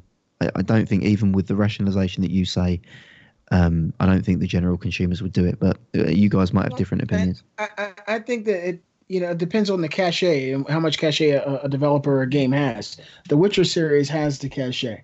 They could do that. Any Rockstar game has the cachet.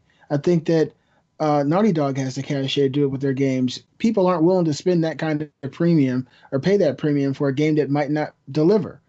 But the next Grand Theft Auto game will definitely deliver. Look what CD Projekt Red did with The Witcher, and what they're doing with Cyberpunk. How many people bought CD Witcher 3 though because it was on sale for like $15? I bought it when it launched. I don't know. Like I just wonder how price sensitive gamers are. I think they are price sensitive. I think they are outside of certain titles. Like I said, the annualized sports franchises, the Call of Duties, they're the ones that could move the market. I think everyone else, Witcher's a great game. Don't get me wrong. I love The Witcher. I think The Witcher is the gamer's game, but I don't think it's the mass market's game. How many people, if you walked up to an average person in the street, would know what The Witcher is, or how many people would know what FIFA or Call of Duty is? But if they sell that game, let's say, for the first 2 months or 3 months at that, increased cost, whatever it is, $70, $90, some accountant would have to figure all that out, right? How much would that offset, the people who didn't buy it because it's more than $60, and then how much of that would, and then when they reduce the price to $60 for, say, the holiday season, all of a sudden it's a $60 sale. Like, I don't know. It'd be interesting. One. Yeah.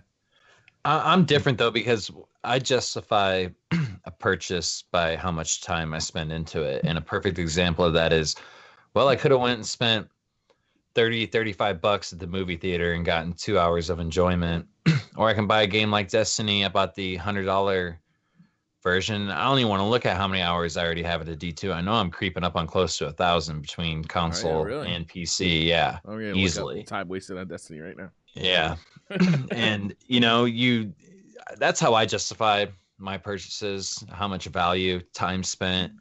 That's why, like, when it's a little off topic, but when I buy a chair, I realize that I'm going to be spending a shitload of time in it. So I invest well in my chair. It's kind of the same thing with the game. I guess if they were going to sell those passes, they would have to show me like what they're going to be able to deliver on with the game. They're going to have to show me that value is there and that they're going to continue to support the game. And it's not going to end up like, what if Lawbreakers sold a $90 version and they had this awesome plan for the future? And they're like, It's awesome. 8 of you get to enjoy it. You know what I mean? Like, and I hate poking fun at that game because that's fucking rough. Like, yeah, that's rough. I enjoyed it. Me and Gary played it and we enjoyed it. We thought it was cool. I actually bought it. The thing is, whoever decides to travel this road, the first company that does it is going to have a really rough time. The only way that this would be able to work is if multiple developers decide to do it at the same time. If you go out there and put your foot in the water first, your project is dead. People are going to protest, and it's going to be so much hate and shade being thrown at your company. There needs to be more than one company that does this at the same time to kind of even the playing field so people will kind of accept it more. But if a developer just comes out there and says, we got our game for the first time ever, we're going to sell this game for $90. Everybody's going to fucking, be like rabble from what's that? South Park, rabble. People just going fucking crazy in the streets. So they need to be careful, and it needs to be a developer with a game that has the cachet to actually do it.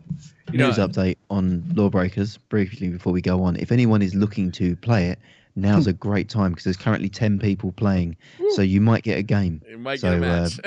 Yeah, just hopefully that lobby's if you want not to play full. now, exactly. Get in that 10 lobby. Are you kidding? No, The number is 10. 10 people playing in the world right now. 10. Which means you're going to get shit on by the same 10 people as a new player. Shit on them. Imagine if you were the best player in the world. Yeah, you could be the best player in the world. There's only fucking 10 other people you got to go up against. Definitely be top 10 in the world if you play Lawbreakers right now. That's hard to believe. Oh my god. You'd be top 11. Top 11. You think those other 10 guys are sitting around going, "Oh, we got some fresh meat. we got about 20 minutes before this guy fucking uninstalls the game." It's like that scene at Rounders. It's like that season in Rounders where the poker table is just completely filled by like professional poker players, and they're just like watching like random people like step up to the table and like feeding on them like sharks. Just Is sharks, it out of the man. question to do Revolver plays Lawbreakers on Tuesday? Just could They we have get private a game? matches. Could we get That a is game? unbelievable. God, I didn't know it went that wrong. I know everyone's. I mean, like you look at the numbers for Trials of Osiris. It was 6,000 total Guardians entered Trials for PC. Like overall between PC, Xbox, and PlayStation, it's about 40,000 people who stepped into Trials, and everyone's like, "Yikes, that's really low." And then you hear Gary say 10 people playing Lawbreakers, and BC's like, "Wait, like 10,000? No, 10." To be fair, no, let's call it where it is. I don't want to misrepresent Lawbreakers. That is currently playing. It did have a slightly higher peak over 24 hours. So the highest thing that we had at the absolute peak was 18 players. So that's Cliffy B's game, right? Yeah. It is. How the hell is this happening? This is like the Twilight Zone for this guy. Man. I just feel really bad for him. I gotta tell you, like that game wasn't it trying to eat Overwatch's lunch? Yes, it was. Yeah. I mean, that's just a fucking dumb move, if you ask me. They even had a character just like Farah, who I believe when they did their ultimate said death from above instead of justice reigns from above. It was like death reigns from above, and it's like, I've heard that before. That is so sad. It sucks, but I mean, it is what it is. What like, was that one by the guys who make Borderlands? That one died quick too. Battleborn. Yeah. Or as Did they Tessie stop calls it, supporting that for Stillborn. I Fortnite can't now, believe he or- dropped that. Say what? Did Didn't they stop supporting that game because of Fortnite or something? Or what game was it that they dropped recently because of Fortnite? Gigantic has been no Paragon. You're talking about that's Epic Paragon. Games. I always mix those two up, but yeah, they dropped Paragon because of the success of Fortnite. They figured that one's doing so much better. We might as well cut our losses. And everybody's copying off of someone else and trying to do a better job. There's a new Battlefield in development now, and it sounds like they're going to steal the PUBG formula for this new Battlefield. You guys heard anything about this? Yeah, I gotta be honest with you.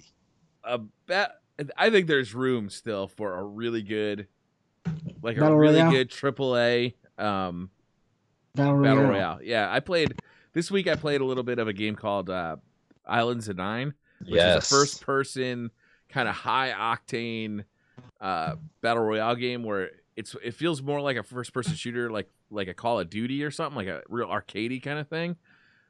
And I gotta say, there was some real appeal there. Like, what's it called? Islands of Nine. It was fast paced. It was fun. It was difficult, but it was cool. I could see like Battlefield doing something really cool, Call of Duty doing something cool. When we were first playing PUBG for the first time, I remember having that conversation. I can't wait for somebody to make like a good version of this. Dude, that what is it, Islands of the Nine that you were playing? Yeah. The shooting looks fucking solid in that game. Good. Like it's not a graphically beautiful game. It kind of reminds me of the graphics from Ark. Okay, so I'm seeing it. Yeah, it does look pretty cool. It looks very arky, but dude, I mean, how many games have we played that haven't looked great, but just the mechanics feel spot on? It does a couple of cool things. One is that no matter where you drop, you get guns like pretty damn quick. Like if you drop into a place with 6 people and they're all dropping in with 15 feet of each other, then yeah, you're gonna die to the first person who gets a gun. But if you drop, basically anywhere, you're gonna find a gun real quick. You're gonna find armor real quick, and you're gonna have a fighting chance. Which is different to me than like something like PUBG, where sometimes I drop in and the first 6 places I check don't have a gun, right? And that can be really frustrating. But then once you have a gun, it feels like an arcadey shooter, like a Battlefield, like a Call of Duty, like where you're running and gunning and if you like that Call of Duty feel, but you'd like it to be in something besides just a 4v4 or 6v6 deathmatch all the time, it's appealing. Yeah, I mean, the fact that so many developers are moving in that direction, this Battle Royale recipe might be the direction that shooters are going in general. Everybody seems to enjoy them. I mean, it would be really cool to see. Sick of the 4v4, the 6v6. Yeah. Deathmatch has been around for a long time, and to see like something brand new in that space is pretty exciting. Yeah, I mean, the whole formula, the way they do it, you drop in, you find stuff, you get your health, your armor, and then you go.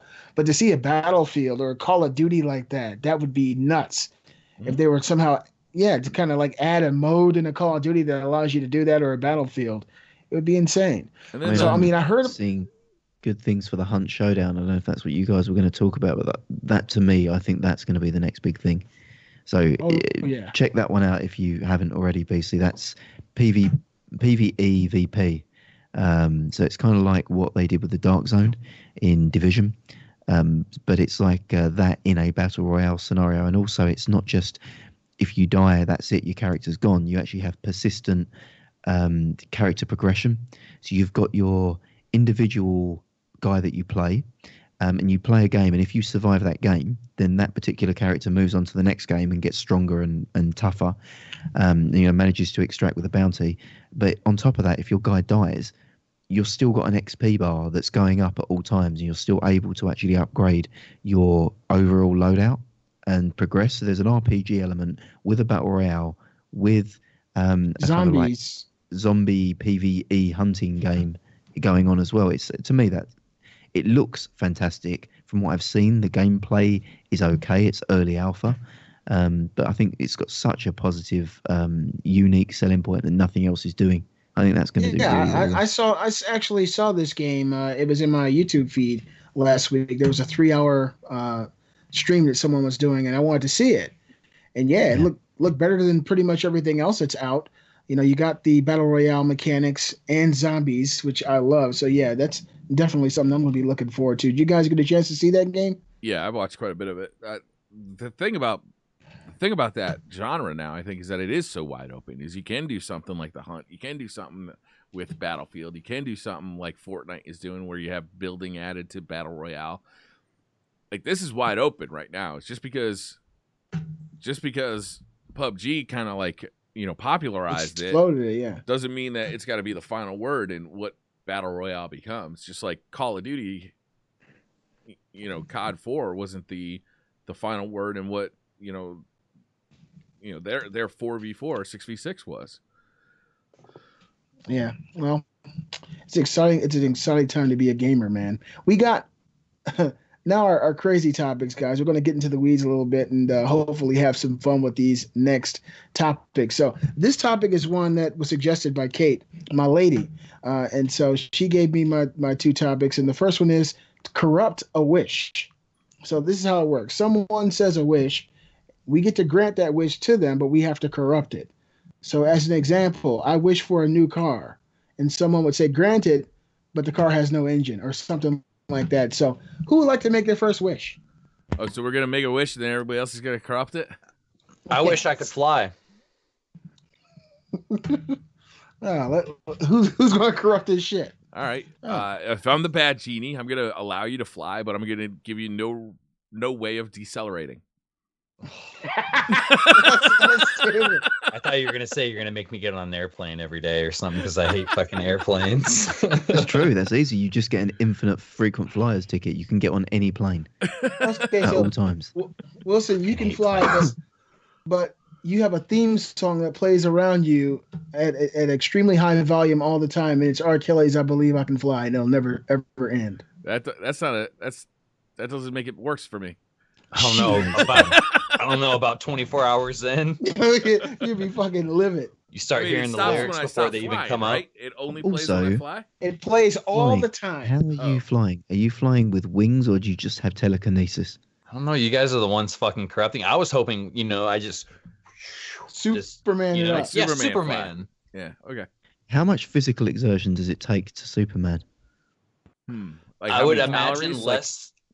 like when 5 Gs. When you gotta take a really big dump, about that much energy when you're taking a dump. I'd imagine it would take that much energy to lift you. You can fly, but shit is your propulsion system. I'm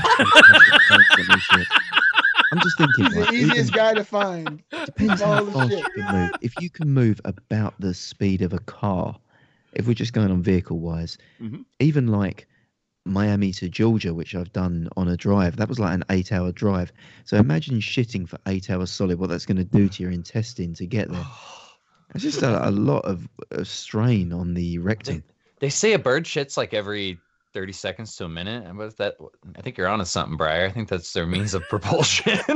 What about if you could fly, but you could only do it completely nude? Clothes just ruin the aerodynamics.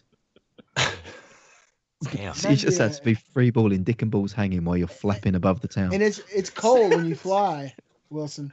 Real cold. It's the spoiler. The wind directs the wind. Oh my God. Yeah, who's going to go next? Yeah, we love you, Wilson. My wish. Go ahead, BC. My wish is to be my 21-year-old self for the rest of my life. Like I go back to being 21. And to me, that's the perfect age. I'll be stuck at 21 for the rest of my life until my natural age progression, the day I'm supposed to die, and then I just croak. But you'll die in like a 21-year-old body. Yeah. Okay, so you revert back to your 21-year-old self, but you realize that nobody likes you anymore. That nobody liked the 21-year-old you. I liked you when you were old, Brett. Yeah. I'm gonna go different ways. With that 21-year-old body, you also get your 21-year-old mind. And your 21-year-old mind never grow. It stays in that 21-year-old mentality. Everything you've learned up to the time you turn 21 is all you can ever learn. Brian just destroyed it. Stuck at 21. Colossal fucking errors day in and day out. Anything you learned yesterday would be forgotten, and anything you learned today would be forgotten tomorrow because you'll just be right back to your 21st birthday. Actually, I would. Groundhog Day, basically. I would give you the age of 21, but I would just then make you 21 forever. Like, I couldn't forever. die. You couldn't die. You couldn't kill Couldn't yourself. die. You He'd couldn't be die. immortal. Mortally Done. 21. I don't know, Immortally man. That 21. sounds good to me. What happens think if I'd like a sign up. meteor hits the Earth and like No, you're not. Then you'll just be years, floating I'm in just in space. space like You're just fucking floating Gary in space Diaz. alone. I'm not seeing the downside here. Well, everyone you've ever known Space is or pretty loved would dope. die around you. Oh, that's real fucked up. You just I fucking meet new killed that people. one. Yeah, he just You meet new people, and then you meet them New to go, families? What the fuck? you meet that person and you go, do you know what? What's the point in talking to you? Because in 60 years you'll be dead and I'll still be here. That's it. That's true. Well, I mean, you could have a shit ton of kids, Gary. I mean, imagine having a conversation with your Given enough time, great everybody would granddaughter. be your kid. Yeah, I mean, I would make that my goal. Yeah, So, but Gary, you just I made mean, it It's okay. literally have to, anyone you ever come in contact with, you know you're going to bury them one day. Everyone. Full stop. I mean, all you do then is just make tons of enemies. Like, how you doing today? It's a shitty day, fucker. And then I'll see you when you're dead. Now I see the downside. Beastly just explained me to it. Is that's what you turn into, I think. And then with no joy, what's the point? I know. And people could shoot you and the bullet would just bounce off and you'd be like, oh, fuck, another day. If you're at least you gave me that. forever and you watch everyone around you that die, that means you become the Grim Reaper. That's it. You don't have to eat because you can't die. You guys are making this pretty cool. Yeah, I think of some but if you got your fucking weird 21-year-old body, you could eat whatever you want and never get All fat. day long and never get fat. You Muscles lived in a grow, country never- where you had to be 22 to drink. Oh, Yeah. You're 21 forever, but you're not old enough to drink. Yep. suddenly I don't want to be 21 anymore. No, man. I Oh, can't man. learn anything. I'm going to make the mistakes. When I was 21 is when I probably knew the least and I thought I knew the most. It's a very It's troubling. weird, right? time. Yeah, you run your mouth constantly and you don't know shit. Yeah. Oh, it's horrible. Oh, I knew everything at 21. I don't know what you're talking about. The funny thing is, I still think I know everything. I know that in 20 years, I'll be looking back at my now self being like, Yeah, what an it's idiot. Dumb. Mm. Well, thank you guys for You were spouting that corrupting bullshit my- on 2 podcasts, you dumbass. I've got a pretty straightforward one. So I wish that I could not see above 30 frames per second. That would be my wish. Wow. You wish you couldn't see above 30 I frames? couldn't see. That was You'd the be- maximum that my human eye Still could hate see. Bloodborne. Probably. Because I feel like then I would be less picky. I wouldn't care about what game I played because everything would look good. Everything would look like the 240 human eye hertz. can only see up to 30 frames a second, but all the games that come out are only 15 frames per second. Yeah, Oh, but then yeah. at least I am only getting it half as bad. You guys are getting it like 7 times worse than everyone else. So I'm like, this looks a little bit choppy, but you guys are Okay, like, so the fuck rest is of the wrong?" world can still see. Yeah, high it's just 60 me frames, personally. Okay. Everything looks I buttery feel like you smooth just to me. cursed yourself. It's like, what am Yeah, I he going to do fucked to make himself. that worse? You just fuck yourself. Exactly. I'm You gonna can't laugh do and say, much, "Wish but I've got- granted." I don't gotta do shit. Yeah, right. Next. Next. Done. I'd have it. I'd So, have it. And then Gary, I get Gary. cheap PC hardware because I'd only need to run shit at 30 frames. It'd be That's great. true. You'd save a Great lot of life. money on PC stuff. So, your wish has been granted, but every game that's 30 frames and below is excruciatingly difficult and a horror game. So, have at it, Huss. I don't Two like things that horror. Gary hates. He hates really tough games. He just said that during the show, and he cowers like a bitch in the corner when a horror game comes on. Okay, So now he's fucked. I got a good one. All games are 30 frames a second. Or I'm sorry, all games are 15 frames a second, but you have a chance at getting 30 frames a second locked behind a loot box that may or may not contain the item that you need to make it a full 30 frames a Who's second. ready to gamble? And you dump every last earned penny week in and week out into that loot box and never get it. That's your That's a punishment. sad life. Gary Yeah, would man. be hit by a bus the first time he crossed the road. Like, I couldn't see it. The bus was just slowly moving. He gets into a car accident. I can only see 30 frames a second. I feel like that's almost a superpower more than a disability. Oh my god, I see it just as being hell on earth. What you got for us, Briar? What's your wish? I think I would have the ultimate superpower of a built-in aimbot. Oh fuck, that's awesome. I would be just badass at every fucking shooter. In real life or in games? Fucking, you like John in Wick? real life too. Give me a fucking Yeah. gun and I'll be like, pata, pata, pata, pata. Okay. Every You shot got it. hits. Headshot, Here's headshot, one. headshot. You have But you- ascended to the top of every video game leaderboard because you have a Yes. built-in aimbot. You are the Right. pinnacle. You are the pinnacle of violence, speed, momentum, and aggression. Whoa, I don't and- cheat on my wife. Okay, you're right. My bad. My bad. Maybe not all those things, but you're the pinnacle of gaming. But you're so high at the pinnacle of gaming that now nobody wants to fucking play anymore. So you're the only person playing every game. You Where- are playing Wait, like, Lawbreakers. everybody just stops playing video games altogether? Yeah, because they're just gonna get fucking shit on by you. Oh, join the fucking army. The army. They can't do anything because the army gets aimbotted from across the map with a Right. revolver. Would you not just give him the power of the aimbot, but then only make it work in Lawbreakers? That's it. It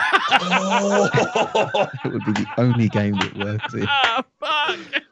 It's just farming. Hey, those guys, you two wanna play guys. some Lawbreakers? You want to play some Lawbreakers, guys? Come on. Let's go play some Lawbreakers. Farming them. So, Briar, you have this aimbot, and it's with you all the time, Yeah. but it's controlled by Stephen Hawking. It's a button next to his chair. The button he moves to walk around, he controls your aimbot for you. He has a screen in front of him. That's Good not luck. an aimbot. That's how I play now. Or, I don't know if you get Stephen Hawking in the room with you. That's not a penalty. That's pretty badass. Yeah, shit. or you give him the aimbot. Have a and then you- microphone put in. and then you only permit him to play games that require no aim. So like real-time strategies, ARPGs, or Overwatch. You have to main Symmetra and Winston. Just Or- characters that require Or nothing. you end up picking Soldier and you get the aimbot super, and it's an aimbot on top of an aimbot, which everybody knows that's equivalent to like crossing the streams in Ghostbusters. Like you're fucked at that point. Oh, So man. yeah, Soldier 76 is out. Man, I would love to be a Ghostbuster. You just made me nostalgic. A Ghostbuster. Oh, Mr. Yeah, that'd be awesome. Wouldn't you love to be a Ghostbuster, man? Well, What if we were the Ghostbusters, the four of us? which one? Well, we know which one you'd be. Winston. Wow. I was going to thinking say Egon, Egon. man. I don't know where this Yeah. Winston came from. That sounds racist as shit. I've always thought of myself as a bit of a Winston, but never I mind. honestly, I think you are, Gary. You know, I think under that pink hoodie, you're blacker than me, man.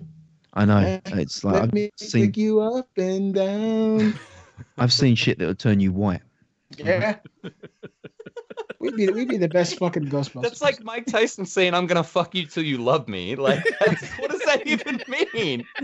What does that I think even that's the mean? line that got him convicted, wasn't it? Do you remember that, Beastly? Do you remember him saying, "I'm gonna fuck you till you love me"? Oh my god. And Gary said that's the line that got him convicted of. It was, man. He spent a few years in the slammer for that one. Oh my goodness, I had to go there. I'm sorry. Oh, Jesus. You guys. All right, what's next? What's the next? Well, you topic? talk. Beastly wants to talk about all these things, the nostalgia of the Ghostbusters. So I came up with something called Revolver Remembers, Mhm. and this is there's no basic criteria or guideline here, but all the time I get the 80s and 90s nostalgia vibes from Yeah. things like Talk Boy. Narrow it down. to- Let's just do 90s this week. Okay, all right. So things from like Talk Boy to Tiger handhelds. Those are two examples of things that when you see, it gets the mind ticking back. So we're gonna do 90s. So Okay. like, awesome things like Super Soakers. Remember the big Yeah. Super yeah. Soaker squirt guns? You see, all these things you're saying they're 90s, but I'm looking down a list here. These are like out right now, like current line. They like, are, brand but they're new shit. popularized. You still see kids running around with Super Soakers? Do you see kids with Oh, no. Yeah, TMNT my kids action had figures? Super Soakers. Not Yeah. TMNT. Only the cool TMNT, kids. they've just added them to Injustice 2. People love TMNT. They It's do, like- but do you see them walking around with the action figures like they did back in the days? I had My every. son, Are Fucking- action figures still a thing? Like, do people Yeah. play with them? Yeah. I'd my imagine. son's right 3.5, right? And at nursery, I was a kid dressed up as a turtle on Friday. People love it. People love the turtles. Can't It's get not enough whether or of it. not they still love it. It's whether or not when you see it, does it get your mind going back? Like when I see a TMNT action figure, I start thinking back to Saturday morning cartoons with Donatello, at the beginning of the episode telling me not to do drugs. It didn't work. But, it brings me back to being excited about those kinds of things. Like, you know what was special about the 90s as far as like kids' toys and like that kind of stuff goes? Is that it was the pinnacle of how high in technology they got before like everything had to be like safetified and like, right. Like it had to have dull edges and it had to be colored orange so you didn't get shot in the street by a cop. Like you had hit this pinnacle of like, water guns that look like real fucking guns and were electrically operated right before everything had to be colored orange. And like you couldn't have small weapons on your GI Joes in case kids will swallow them. Right. It was like, It was the peak right there in the 90s. But on the same hand, you also had girls dressed in sweaters wearing army pants. So it was, Denim on denim was big in the 90s, man. It was always denim on denim, denim tops, denim trousers, just denim everywhere. There was a lot of denim in the 90s. A lot of grunge, too. A lot of not washing up. It's true. You talk about unsafe toys. I got this thing for Christmas. It was called Creepy Crawlers. Do you guys remember that? Oh, man, yeah. Oh, yeah. Definitely.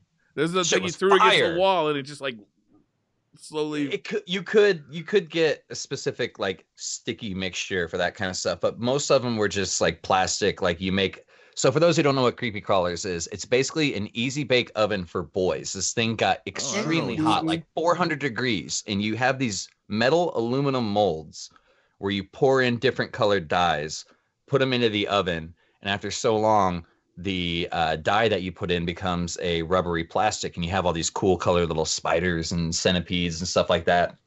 The fact that I didn't burn down my house or singe a couple fingers off, because those hot plates it said right on the box, would get up to like 500 degrees on it. You want to talk about like those unsafe toys, stuff like that. That was definitely one of them. One thing that I can remember from the 90s that was awesome was fucking McDonald's Happy Meals that actually had a good prize in them. That didn't happen very often. When I think about the 90s. Is that what that's from? That's a McDonald's Happy Meal. So they give you a banana that you have to hit a button and it makes the top erect. Can you show me that mechanism real quick? I'm gonna try to demo it while BC gives his point. Well, I'll just bring out one. Do you guys remember this game? Perfection? Yeah, absolutely. This is the 90s. This is a big part of the 90s for me. I actually have had this game for years. I gave it to my daughters and they love it. But who remembers an old piece of technology that was hit for a while in the 90s and gradually over? The Yobo. That was a spoiler there. We almost made it through an episode, man. We almost. Damn it. Who remembers pagers? Who had a pager? Oh, dude, I had a pager. I hated it so much, Beastly, that I wanted to sell it, and my best friend is like, "Oh, I'll buy it from you. I think having a pager is cool." I'm like, "Don't do it, man. This thing is terrible. It's a leash. You'll never feel free again. You'll constantly be looking for payphones. This thing is the worst thing ever invented in the history of man." I gave it to him. 3 months later, he sold it to another friend because he felt the same way. It's like that haunted doll that you just pass off to the next person. It's like that fear-inducing, like gut-wrenching text message you get when it just says "call me." Whenever you get that text message, you think, "Fuck, something's wrong." But that's every single message you ever get. No, but that's what I mean. A pager was that.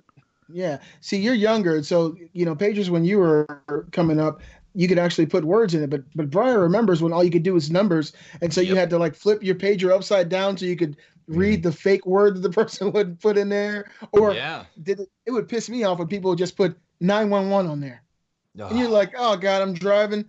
I gotta fucking pull over now to find out."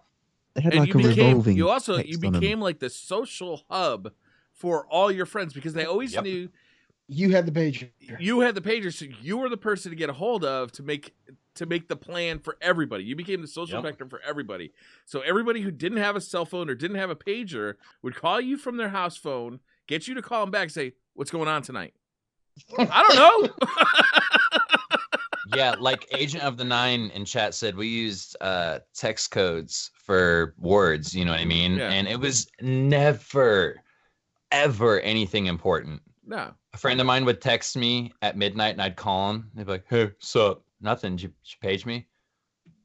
Yeah, you want to go smoke some weed?" And it's like, of course really? I do, motherfucker. Of course. Yeah, of course I do. Get over here. Call me next time. Don't. I have 100 pages left this month, and you just ruined it. You just took one away that I'll never get back.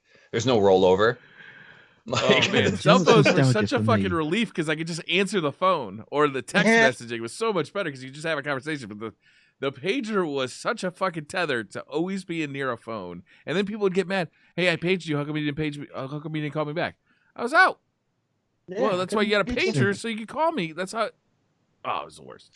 Pagers for me weren't as big as MSN Messenger. Like MSN Messenger was like that was the social like way that people got in touch. Like everyone after school would come home and there'd be like 150 people online on MSN Messenger having these chats that would just go on and on and on. It was like when texting. You are young, man. It was AIM, AOL Instant Messenger, man. You get a message that says ASL. Yeah. What's that stand for, Gary? ASL. I asked that sex, frequently and location. On VR that's the message. But Beasley knows what I'm talking about. If he's cracking up that hard, the AOL Instant Messenger days, man, that was it. You put ASL. You just made me remember all that shit, Wilson. Based on the number that appears when you ask for that, you just send DTF question mark. But, yeah. Oh, there's only one digit that mattered. It was the age. Didn't care about sex. Didn't care about location. The age we'll make the rest work. We can work it out. Sure it's legal. Did you say the age has to be one digit? I'm concerned at this point here.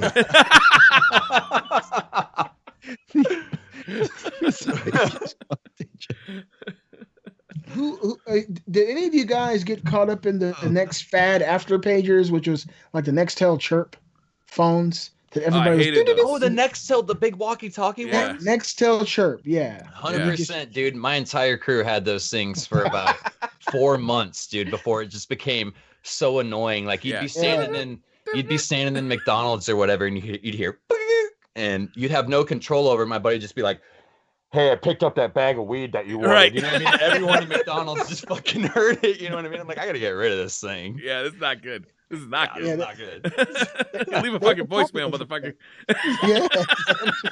Page me next time. I remember the dark days as well of early mobile phones. Like, in fact, not even early mobile phones, because that wasn't much more than a glorified pager, but early smartphones, when you had a phone that could actually look at a video, like actually have a video on the phone.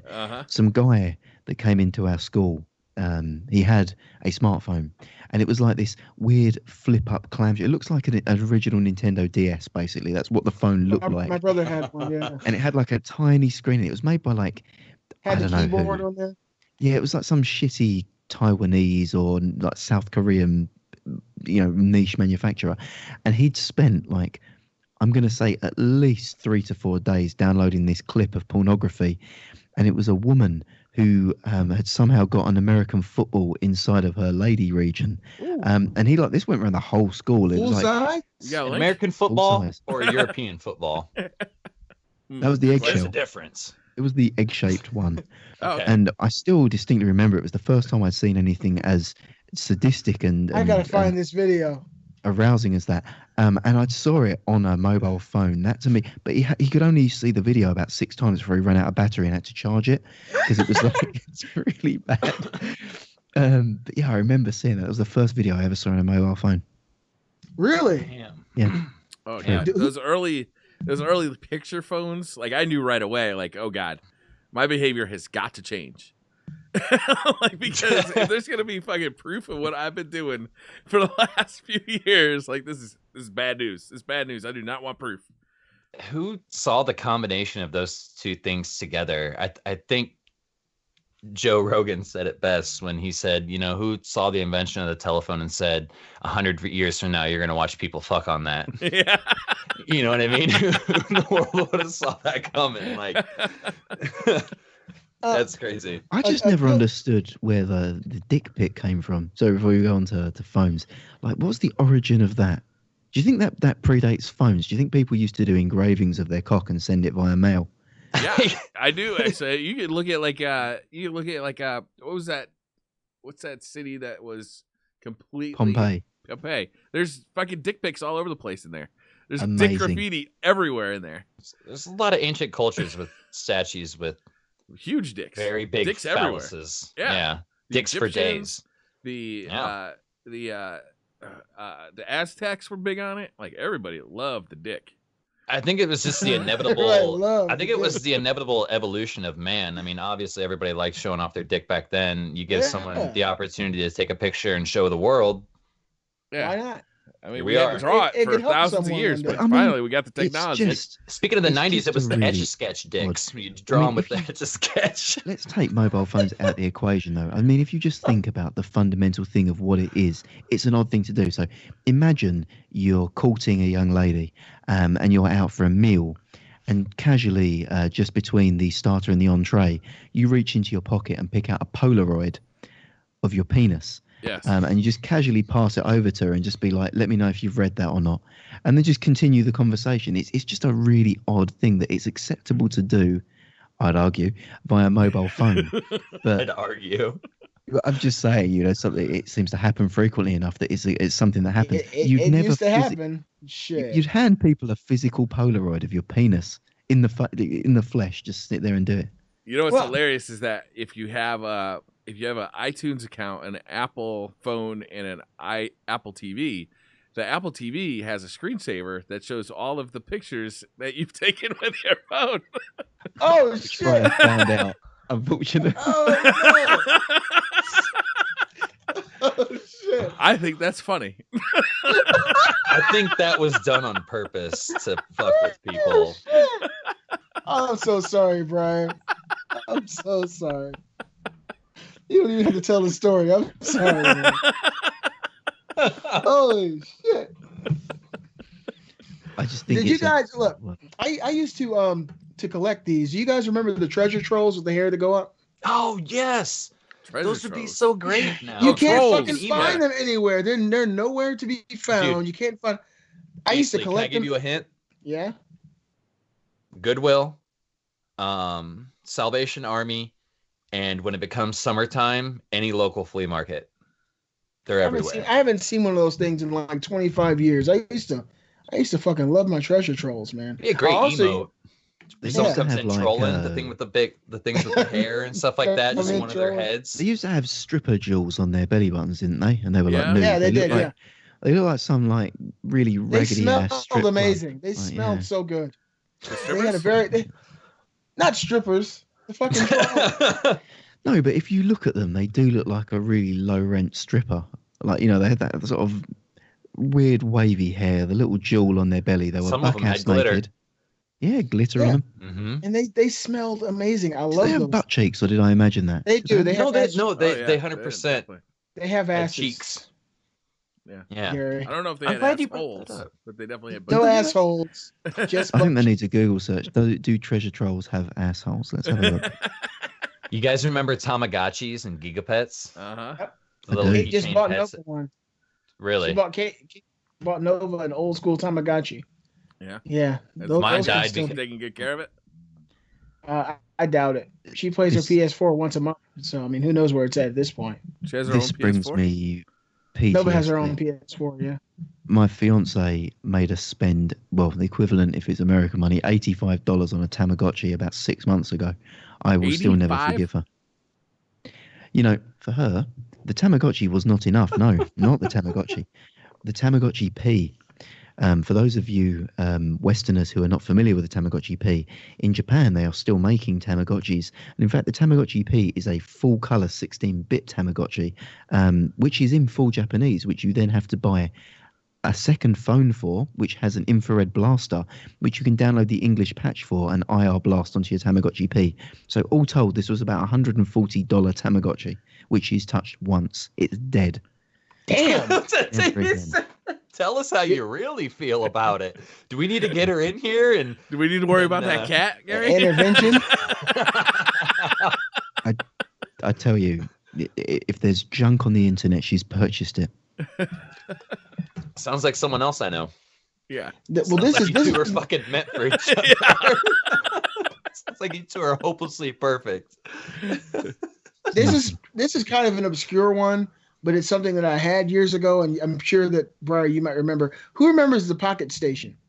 It was like a Tamagotchi, but it was made by PlayStation, and it was a video memory unit, and so it had like 3 or 4 buttons on it, and it had a really small screen. Had one of those. The Pocket Station came out. I want to say the Pocket Station came out first. I remember that. Pocket Station. And and you could. Gary's going to go buy one right now. But it was like a Tamagotchi, and you could play little games, and depending on the games that you actually had on your PS1, you could download little sprite-based versions of those games and play it. It was really cool. I think it came out in the late 90s. Yeah. It might have been the 2000, but I think it was right there. Like PlayStation 97, launch? 98. Was that the early 90s or late 90s? 96. 90. It might have been earlier, actually. I think PlayStation was 94 and 64 was 96. Really? I thought the PS1 came out in 1995. Let me see. PS1 release date. Kind of like how the Jagmaster said, 94. took the words right out of my mouth. That PlayStation thing you're talking about reminds me of the Dreamcast VMU. VMU, yeah. The virtual memory unit. Yeah, the video. It was a cool idea. The Dreamcast was good. The Dreamcast was way ahead of its time, in my opinion. It had so much cool stuff going on. You had a built-in modem. You could hook up a mouse and keyboard to it. I remember playing Quake online on that. It was a Quake 3 Arena, actually. I think it was. It was Quake 3 Arena on the Dreamcast with a mouse and keyboard online. Oh, my God. Man, before people could call you a Zim abuser, you were doing it. That was it. Back in the day. Zimming since been Zim. I used to use it. It was my computer, actually, for a while. It was like the only thing I had to access the internet. It had a built-in web browser, and I could go. I remember shopping. Yeah, you had to use the disc off of eBay and stuff. Yeah, you had to use the disc.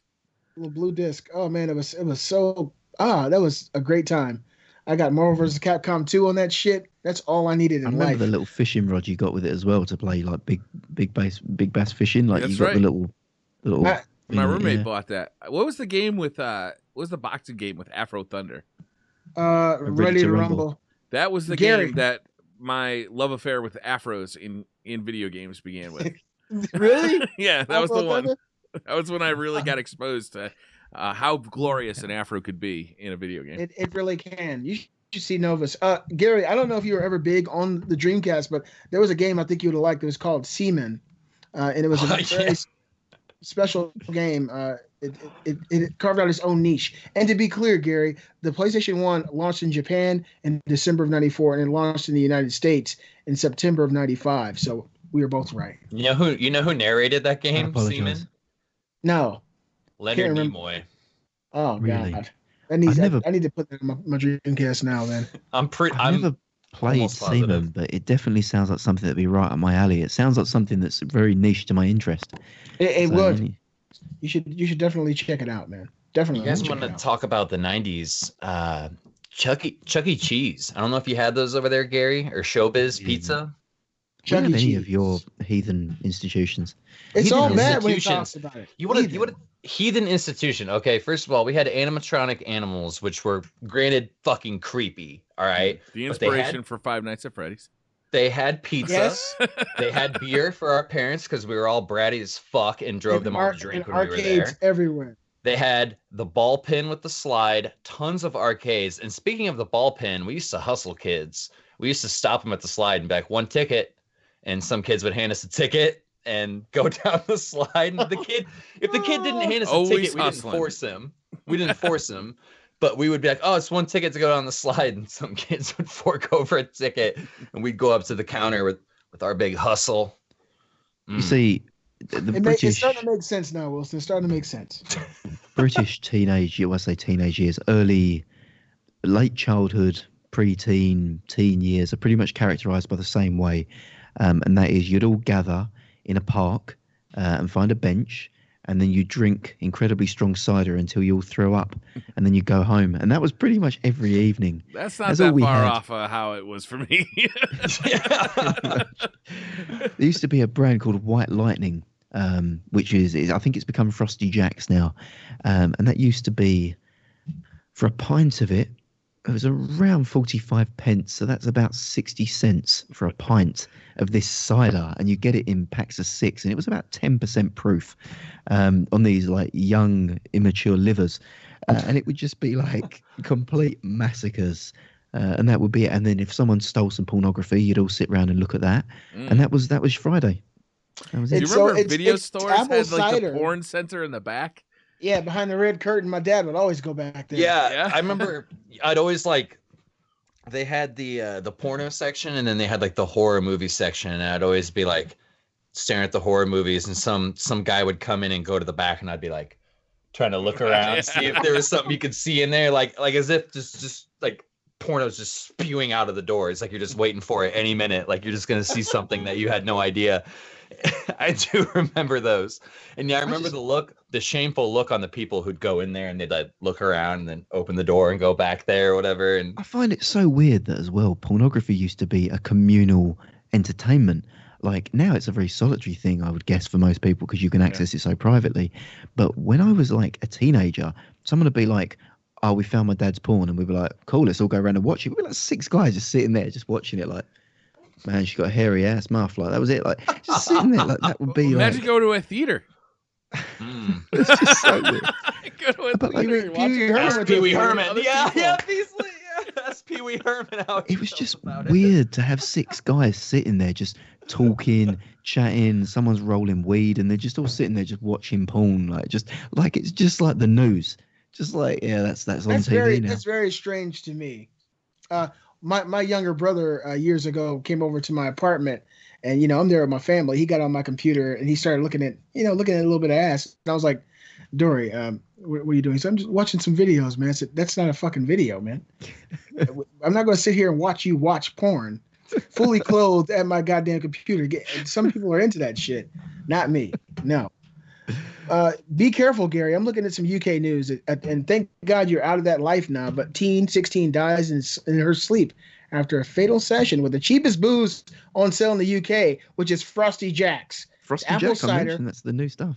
7.5% alcohol by volume. It comes in a fucking 2-liter bottle. What the hell? Why is that even a thing? We used to get it all the bottle. time. It's like a big Coca-Cola bottle. It's a 2-liter bottle. It's like £1 or like $1 equivalent, and you just down it as quick as you can. You drink that and Lambrini. Lambrini is not wine. It's like paint stripper in a wine bottle. And again, that's sold to teenage girls to get them drunk and pliable. That's pretty much all it's for. Beasley, what were you drinking when you were underage? I used to drink let he who cast the first stone, or without sin cast the first stone, because I bet first of all, I wouldn't touch that underage. shit with a fucking rusty fucking stolen dick. I wasn't. Listen, I didn't start drinking until I was 24, and I drank from the time I was 24 until I was 29. So got you there. But I drank some fucked up shit. I was old enough to do it, but I was drinking the shit was in my parents' liquor cabinet, which was usually nasty beer like Red Dog. Oh, Red Dog, yeah. I remember one time a bunch of us decided we wanted to drink, so we all went to our parents' liquor cabinets, and we filled up like sports bottles with just a little bit off the top of each fucking bottle of booze. And then it was 4 of us who did that, and then we combined those 4 bottles into one bottle. So it was like a mix of probably 20 to 30 different types of fucking hard alcohol. All in this one fucking sports bottle. It was a smart plan, though, bro. Needless to say, we all vomited that night. One of us actually so hard that he ripped the toilet paper hanger off of the wall. Jesus. I had a buddy who we were out of alcohol, and he found his mom's margarita mix and beer bonged the whole jug of margarita mix. Oh, my. About 20 minutes later, violently threw up and almost went to the hospital because he had such bad heartburn from the margarita mix. Wow. Like it just burn him on the way down. It was awful. There were some bad liquor decisions growing up around me. Yes. Man. There's a lot of fucking very cheap beer. I think even at college, I was drinking like expired fucking Hennessy summer ale. I mean, the 90s was also the age where alcohol got marketed to children.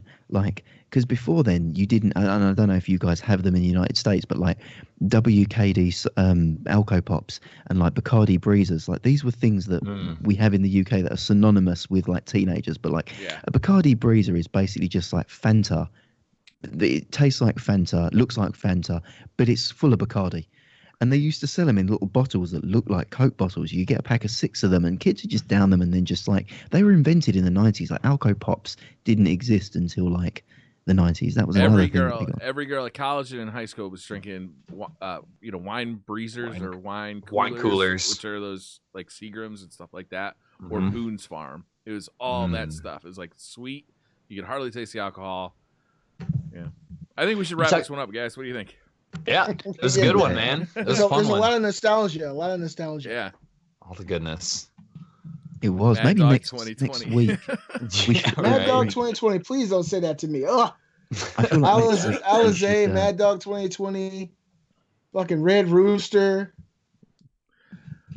Next week, I feel like we should all bring one drink from our childhood or for our past. I think that's a great idea. Great idea. And drink it in honor of the show. Okay. Basically, you have to participate. It can be non-alcoholic. It can be just something you remember. If you don't show up without a Zima, Beastly, I'm going to be sorely disappointed. Zima's, that's the shit. I know you think that. I'm turn up with budget cider in a Budget 2-liter cider. bottle. That's great. I'll see if I can grab a Zima. Can you even get it? Is yeah, it, well, available? they remember they had them at Quick Trip. I had some maybe 2 or 3 months ago. I bought a 6-pack from up there. Yeah, you that's know, still left over from the '90s. Speaking of nostalgia, probably. All right, Gary, you had an idea for Revolver Plays this week that I thought was pretty fucking brilliant. Did so I feel like we are on the cutting edge of what's popular in gaming, and anything that's a big game we need to get behind and show our expertise. And all of us here are obviously League of Legends professional level players. I think between us all, we've probably logged a combined total of 0 hours in League of Legends. Am I not correct? Goose egg. We've got that.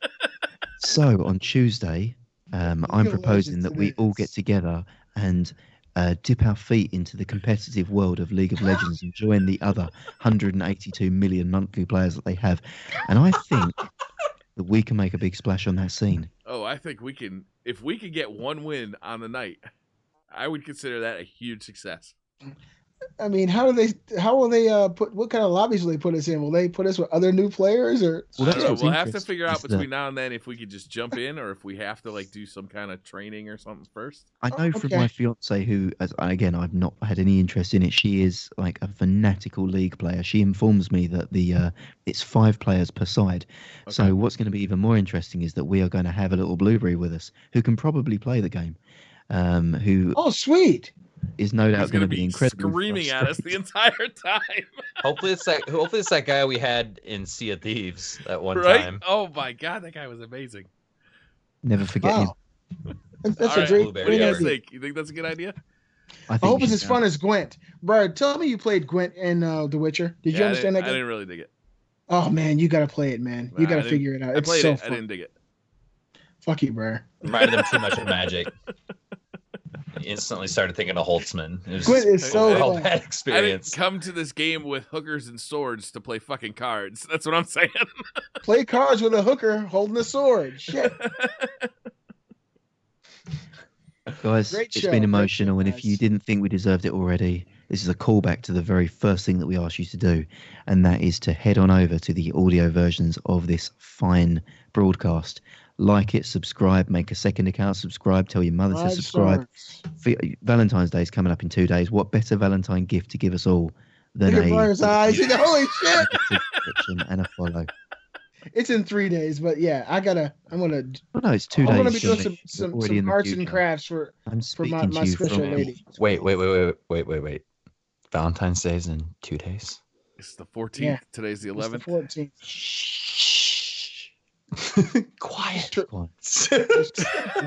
Just reminded you, Willie. You're welcome. Appreciate it.